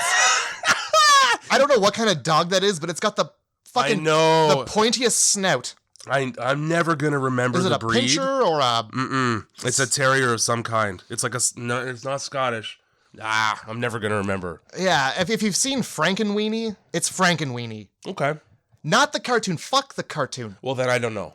Give me the original Frankenweenie. I mean, I'm sure you're right. It's a black and white, like, cartoon. half-hour long thing. It's Tim Burton. It's also Tim Burton? Because I got mad when I thought Tim Burton was remaking. I was like, well, fucking Tim Burton. No, it was originally Tim Burton. He just made it better. I understand. But I wouldn't say. Fucking Frankenweenie. Yeah. And Gary Oldman's just like, get out of here, dog! And it works. Turns out, in order to get rid of a demon, all you have to do is say, leave, please. Get out of here. Go. Get. Yeah. And scat. Nobody, like, the second I opened that medicine cabinet and he's in there like a acrobat. Get the fuck out of my medicine cabinet. Yeah. You ain't no Valium in here for you. Get out of here. Fucking homeless people. God. Sick of it. But no. Yeah, he just tells the dog to leave and the dog's like, oh, good. Yeah, just fine. Peace. And then the lights come back on. Boom. Bomb, ba-boom, ba-boom, bop. So the demon's like, all right, well, fuck this priest, I guess. Yep, and goes right to Romy. Yeah, and Romy deserves everything that she gets. Yeah, because we're on a dumb, whatever the Apple version of Skype call is, and FaceTime? Sure. And somebody knocks on the door in the dead of night, and she goes, I'd better answer that while I'm home alone. Yeah, I don't answer the door. I live in an apartment with locked doors, and I still won't answer the door. If I'm not expecting you, I'm not answering the door. Nah, dude. I don't want to be trapped in an interaction where I have to politely tell you that I'm leaving. I'm going to avoid that by just not answering. You can ring that doorbell as many times as you want. You sure could. I had a maintenance guy come over, and he was supposed to come the next day, but he came a day early. Hate that. I hate that. I came home from work, and he didn't introduce himself to me. He just followed me up the driveway. That's okay. So it's a murderer. Stood behind me while I was trying to unlock the door. And I looked at him in the reflection of the glass. I'm like, what the fuck is going on here? So I slammed the door and locked it behind me. Yeah. How about some acknowledgement of either person's existence? Yep. Instead, nothing. You're just gonna fucking match my footsteps like a specter up to my door. Yeah. It's not my job to say hello. This is my home. Yeah. And you're following me. I live here. So I get upstairs and I hear the doorbell ring. I'm like, well, you had all that time to say hello to me. Sorry, you just wasted your day, buddy. That's unfortunate for you. Yep. And then he rung the doorbell again and again. And I was like, oh. I'm Sucks. never going to get that fucking Publishers Clearinghouse check. Yep. Because anybody who I want in my place has my number to let me know they're coming in. Mm-hmm. So if you're not that, I don't care what you are. I just don't have people come over unexpected. I'm not sure used as to it. Fuck at 12:30 in the morning. Yeah. Yep. But hey, Romy apparently gets visitors all the damn time. Well, I mean, she's obvious. She's like a fucking. She's got the football jersey on. She must be going to rallies or whatnot. She's got tons of friends, I guess. I wouldn't know. I don't know nothing about that. The other thing too, like, even if I were to go so far as to go to the peephole that's inside my front door, if I look out and there's nobody there, I'm not opening the door now. Nope. Guess what? There's nobody visible out there. Must be nothing. I'm not going to check further. Oh yeah. You know what? Best case. It's somebody hiding from my ability to see them. Yeah. Best case, your doorbell malfunctioned. Worst case, somebody's like on the back to the wall, waiting for you to open the door to check to see if anybody's there. And middle case scenario, there's a kid in the bushes who just ding dong ditched you, and you're about to give them the satisfaction of opening the door. You're a fool. Yeah, you're the joke. Just don't answer the door. Nah, fuck that. That's what a peephole's for. If there's nobody there, you have no reason to open the door. And you know what? Case in point, she opens the door, she gets fucking stabbed in the stomach right away. By the kid from the middle. Yep, that kid, man. So when you watch the middle, just know that kid stabbed somebody once. And this is where I get pissed again at the movie, because you're telling me that you can't overpower a 4-year-old with a knife? I don't care how many times you've been stabbed in the stomach. Don't crawl away upset. I'd like to, kick that kid in the fucking face, possessed or not. Well, I mean, at least close so that he's not in the house chasing you up the stairs with a knife. No, these are all great points.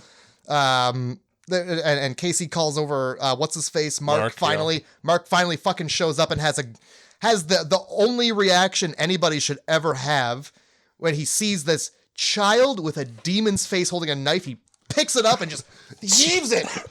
Just chucks it against the fucking banister. And then raises his fist to punch that kid's lights out in one hit. Yeah, and if nobody had said boo, that kid would be dead. Yeah, dude. Mark would have rung that kid's bell. Yeah, for the final time. Oh, he doesn't have demon teeth anymore. It's not the demon anymore. Yeah, and that's dumb. Are you sure? I'm still gonna punch him. Yeah. We don't know this. We don't know for sure. Even demon or not, I see a stab wound and he had the knife. He at least deserves to get his nose broken. Yep. Yeah, Instead, the demon hops to Romy, and then Casey goes, grab Maddie and let's get out of here. I don't care if the demon's in him now, later, or previously. I've seen the demon in him. He can stay.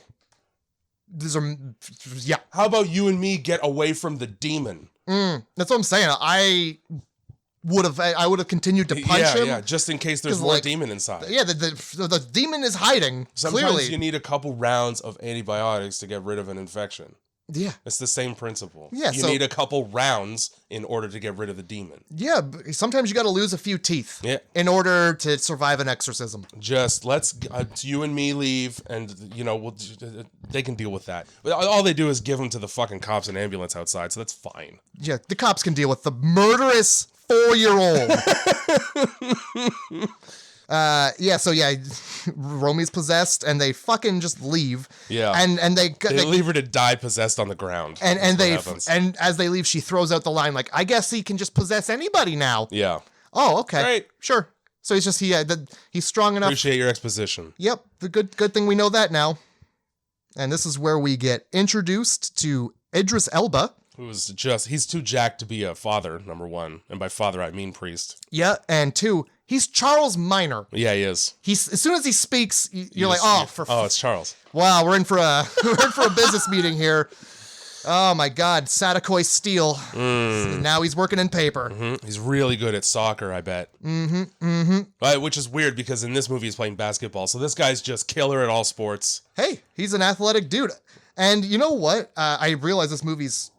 this movie came out around same time as The Office, 2009. I want to say The Office was out way before that because way before? Okay. Yeah, because I remember... So I watched this movie when I was in college, in the theater. Okay. I remember because I went with a guy who I had only started hanging out with in college. Mm-hmm. And I remember that because we both glanced at each other when fucking Odette Yusman's camel toe popped up. Jesus Christ. And so The Office was out when I was still in high school. Okay, but was it as far as the seasons with Charles? Because Charles Minor looks much older in The Office than he does with this nice goatee and beard being a basketball coach. Charles Minor is season 5 or 6. I'm willing to say that came out after this movie. Okay. Well, yeah, that would explain it. He's much older, I guess, in that, but the man looks ageless. Yeah. He could be any age. Black don't crack, man. All right? Will Smith? Oh, I was trying to think of the quote from The Office where he's Blacks do crack, not crack the drug. yeah. So yeah, we got Charles Minor here, the exorcist, who's here to let the book go with no severance pay. Mm-hmm. Which is just bad business practice, but whatever. Well, and he's got his possession game on lock. Like the dude's been fucking hustling out here. He's been inside like 4 people. Jesus Christ. Oh, yeah, the demon. All right. Yeah. Okay, I was like, Charles, I don't think they talked about Charles Minor going into people here. I'm pretty sure Idris Elba doesn't fuck anyone because he's a priest. Well, yeah, that's what I was thinking. We get a whole lot of exposition I didn't really pay a whole lot of attention to about like, no, you're not Jewish, but it's fine because the story is the same. Yeah, you got to believe the faith, blah blah blah. And your parents said they weren't Jewish either, but they believed in God, so it's probably gonna work. Technically. If your grandmother's Jewish. Oh, yeah, fair enough. That's how it works. Fair enough. Whether you like it or not. So she's a little Jewy after all. So the exorcism has to take place in a place where she's experienced a lot of pain. Hey, let's go where my mom died. Yeah, okay. Well, are you sure there's nothing more painful?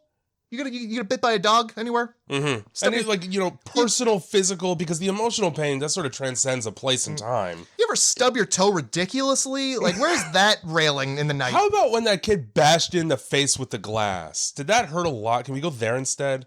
Nah, let's go to the abandoned asylum where we can just walk in as a group of people. Yeah, and we'll strap you down to the gurney and put the blowjob mask on your face. Yeah, I also saw that it was a blowjob mask. Let me get out my ram's horn and blow into that. And you can just hope that this doesn't turn into like a way worse kind of ritual than what we're doing. I really enjoyed, I don't know if it's actually like the way it is, but it's like, yeah, we got 10 people here. Well, why do you have 10 people? Because that figures 10 commandments. Yep. Okay, sure. The universe just enjoys the number 10. It's nice and even. This is solid reasoning. Yeah, 10. Sure. Great. You want to have a person for every finger on your hand. That's how an exorcism works. I've definitely heard like worse written lies in movies than that. Okay. Even if it's not, like even if it is true, but if it's not, like you did a good job with the logic, Yeah, I guess. 10 fingers, absolutely. I don't hate it. So yeah, they start chanting. And this is when exorcism, blah blah blah. Yeah, this is when like it's frustrating. You get the montage of like all the scary hallucinogenic shit that we've already seen in the movie. Mm-hmm. Like we don't have time to shoot more scary stuff. Where's that? You know how long it takes to make a Ring video? It's like an hour and a half. Let's reuse Spuds McKenzie. Yeah. You get the doors flying open. Listen, the royalties alone on having him in this movie. We gotta put him in a couple more times. Yeah, we really got to get our Spuds McKenzie dollar worth here. Yeah, and then here's the demon boy. He shows up. Yeah. And he starts folding people left and right like laundry. Apparently, I guess Dybbuk is Hebrew for chiropractic malpractice. Yes, it is. I think that translates roughly. He just fucking ruins spines. It's his favorite thing to do. Oh my god. He's putting away the fucking clean laundry here. There's not a crease, not a single crease in those people. Yeah, and the fucking gurney, he just flips that ironing board into a person too. It's just like, fuck chores. Well, so I guess, yeah, sure, he has to build up his strength, because they do mention, like, he has to be strong enough to possess a human body. He's clearly strong as fuck. He moves up the ladder of things he can possess, and now he's at the point where he's just cracking backs. You're gonna notice that, I don't know what kind of roids this Dybbuk has been on. I don't know what kind of fucking power squats he's been doing. But he passes right over the vulnerable Casey strapped down to a gurney and goes right into the thickest, blackest man in the room. Yeah, poor Charles Minor. He just gets it good. And Gary Oldman also at this point gets knocked out by a light. Oh, does he? Oh, yeah. Right. Yeah, it sparks and he like rolls over the hot, sparky glass. Yeah, that puts him to sleep because he was tired, I guess. Before this happens, somebody makes a point. I forget if it's Gary. I think it's Gary Oldman. He's like, hey, listen, while we're doing this, if you start to bulge, don't worry. It's the demon. If parts of your body start to expand unnaturally, it's fine. It's the demon. The demon's housed in your body. It's the demon. Yeah, that means it's in you. Don't be alarmed. I just told you the most alarming thing you've heard in your life. So you get the boyfriend. The boyfriend and Casey are the only people left, and Gary Oldman's around there somewhere. But now he's this is Idris Elba. At some point, I think Mark unstraps her from the gurney while Idris Elba decides to just pray instead of doing anything helpful. Well, like any old priest would. Yes. So Mark and Casey sort of escape during this possession, and they hide around a corner in the same building instead of leaving the building. And then Casey says the famous last movie words, "I think it's gone." What the fuck gave you that idea? Why would you think that? Of course it's not. Because you can't. You don't hear Charles Minor screaming anymore. You don't hear, You don't see it in your business, so it's gone. So then, as they're sitting there, Charles Minor pulls a fucking Jason in the Friday the 13th and sticks his arms right through a wall to pull Mark through it. He fucking does. And then just feeds him punches, and Mark doesn't protect his face. He's got no boxing training whatsoever. You know what's really funny about him feeding him punches? That's exactly what he was going to do when he was in the child he was about to lay into him. Totally. You punch me, I'll punch the fuck out of you, buddy. How does it feel? Let me possess the guy who's probably the best at punching. You're going to fucking get it. Yeah, dude. That's what a real punch feels like. And then knocks him out briefly, begins to just fuck Casey's life up. And then Mark... this is the second time in the movie where he has illustrated the most important part of his entire role. It happened earlier when they were having the conversation about her dead mom, and it happens now when he brains Idris Elba in one shot and murders him. The best thing that Mark is good at in this movie is slinging pipe. I mean, yeah. He does it effectively. That's super effective. Got her pregnant in one shot. Yeah, I was going to say. Killed Idris Elba in another. Not only does he get her pregnant, spoiler alert, fucking twins. Gets her pregnant twice in one go. That is a serious blam. Gave her the old BOGO deal. That's a double barrel shotgun blast right there. So yeah, Charles Minor gets TKO'd and then it goes to Mark, and it's Mark's turn. Yeah, and he starts holding her up by the throat, and Gary Oldman comes in to read his book at the last minute to save the day. Now, he was reading in Hebrew before, but he's switched to English for some reason. Also, when Casey and Mark escaped, she reaches down. The 10 people in this circle doing the exorcism all have written pages of the ritual that, while Gary Oldman is reading it in Hebrew, they parroted it back in English. Yeah. While the exorcism is happening, a tornado occurs. There's lots of wind. Pages are being blown all over the place. Books. Gary Oldman's fucking Jew book gets ripped apart, which the library is going to be furious about. The one bit we had a single stipulation about how to handle this book, and you had totally ignored that. Yeah, do not handle near tornadoes. And what am I? I'm opening this book next to this F1? Let's go. So as they're escaping, she's like, we have to get the page and finish the ritual. And she just runs over and grabs any piece of paper on the ground. And that shit just happens to be one of the 10 pages in the whole room that's the right one. Hey, and like, you got to imagine being in an asylum, there's probably a lot of paperwork that was just kind of chucked aside, too. Fuck. No, these people's records? Yeah, so really, it was a crapshoot of papers, and... Imagine, so like, yeah, she joins in reading the ritual because she's got the page, but like, imagine Gary Oldman comes around the corner reading the ritual, and then she just reads like, a series of extreme electroshock treatments. Oh, whoops, I grabbed the wrong one. Whoopsie. Fuck. Can you just hold on? Hold it right there. Demon, I know you want to get in, but I just don't want to grab the paperwork. I got to get the paperwork for you getting in. The import-export filings.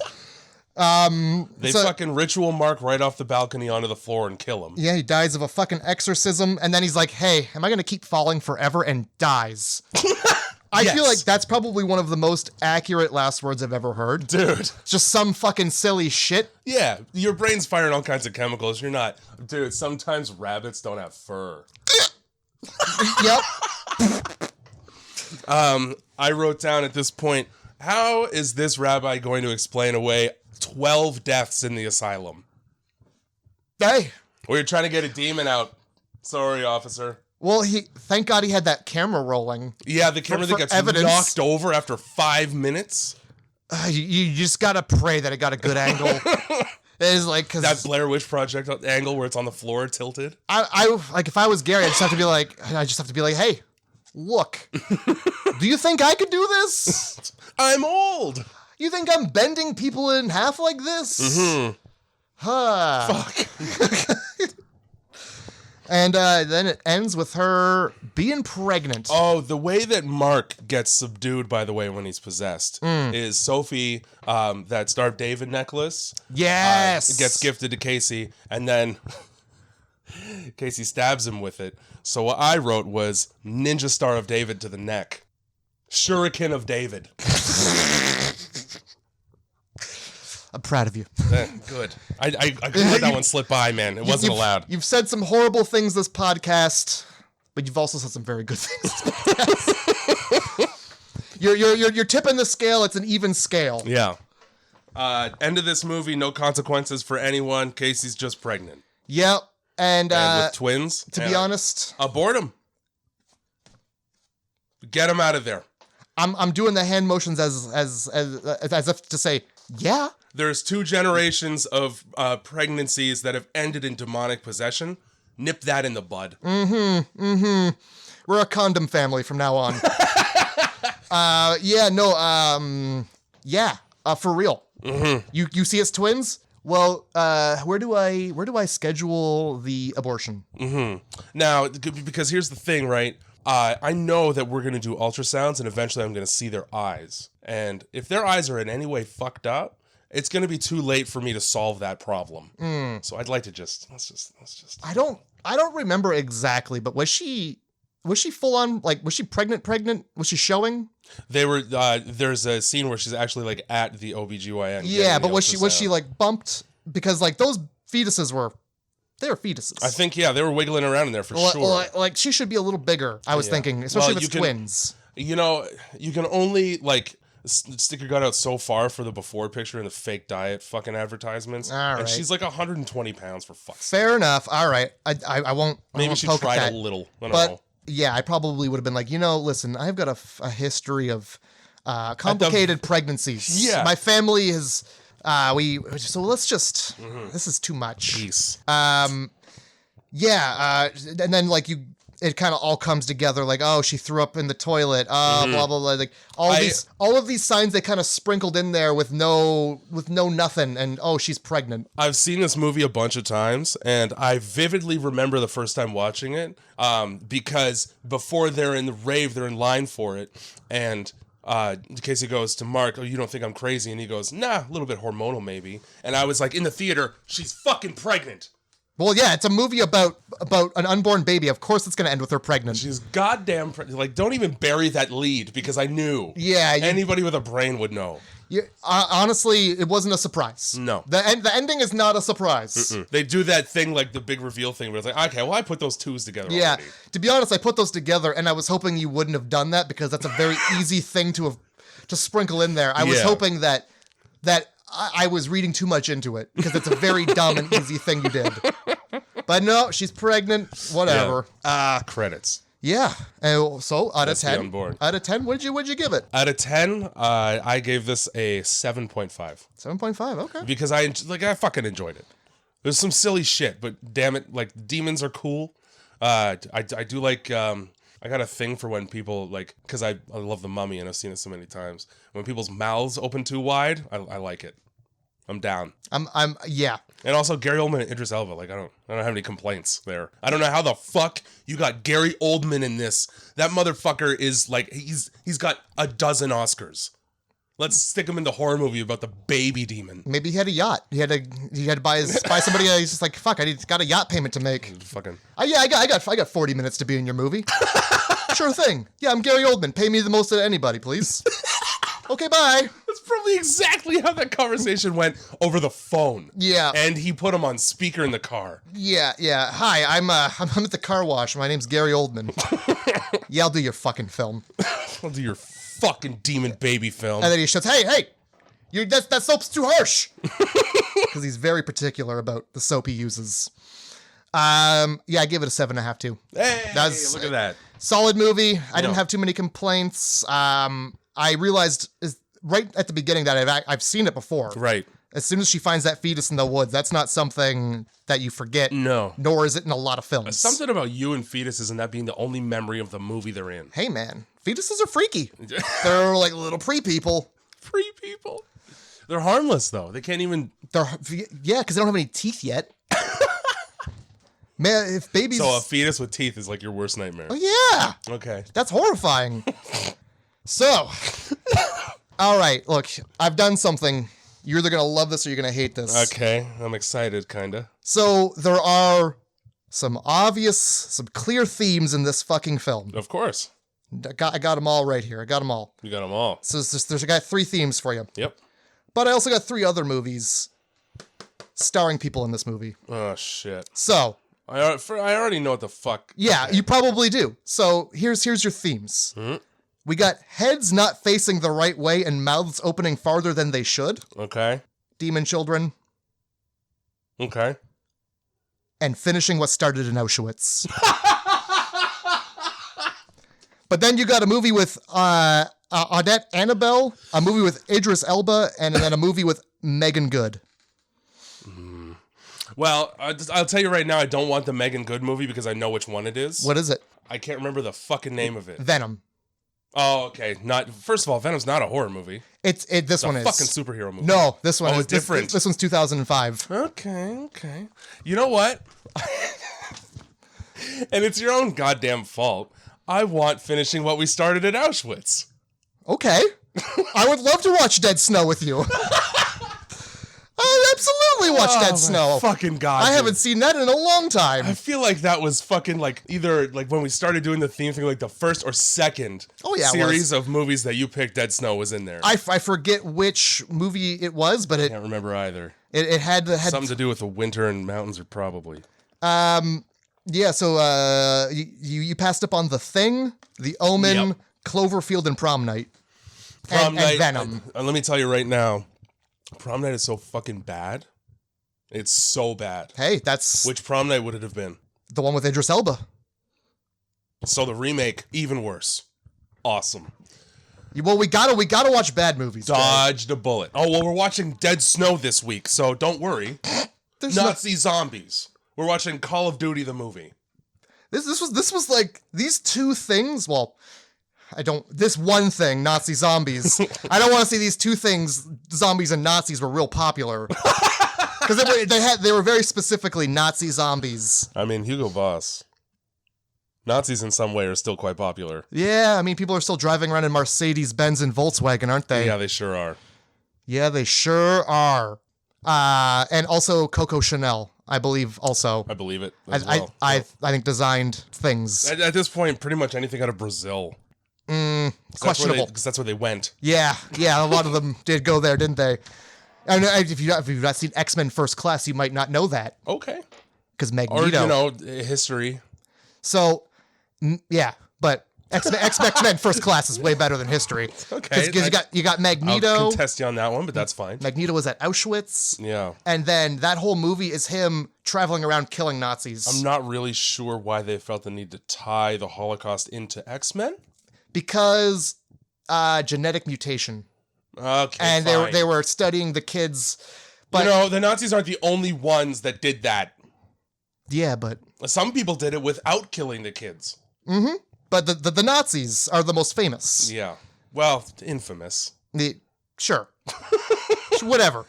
But yeah, in that movie you get Magneto, and he's got this coin and he's like levitating it around, and then he just uses his magnetic abilities to push it through the dude's skull. Nice. And out the other side. I mean, okay. Well, he's a Nazi. He had it coming. Sure.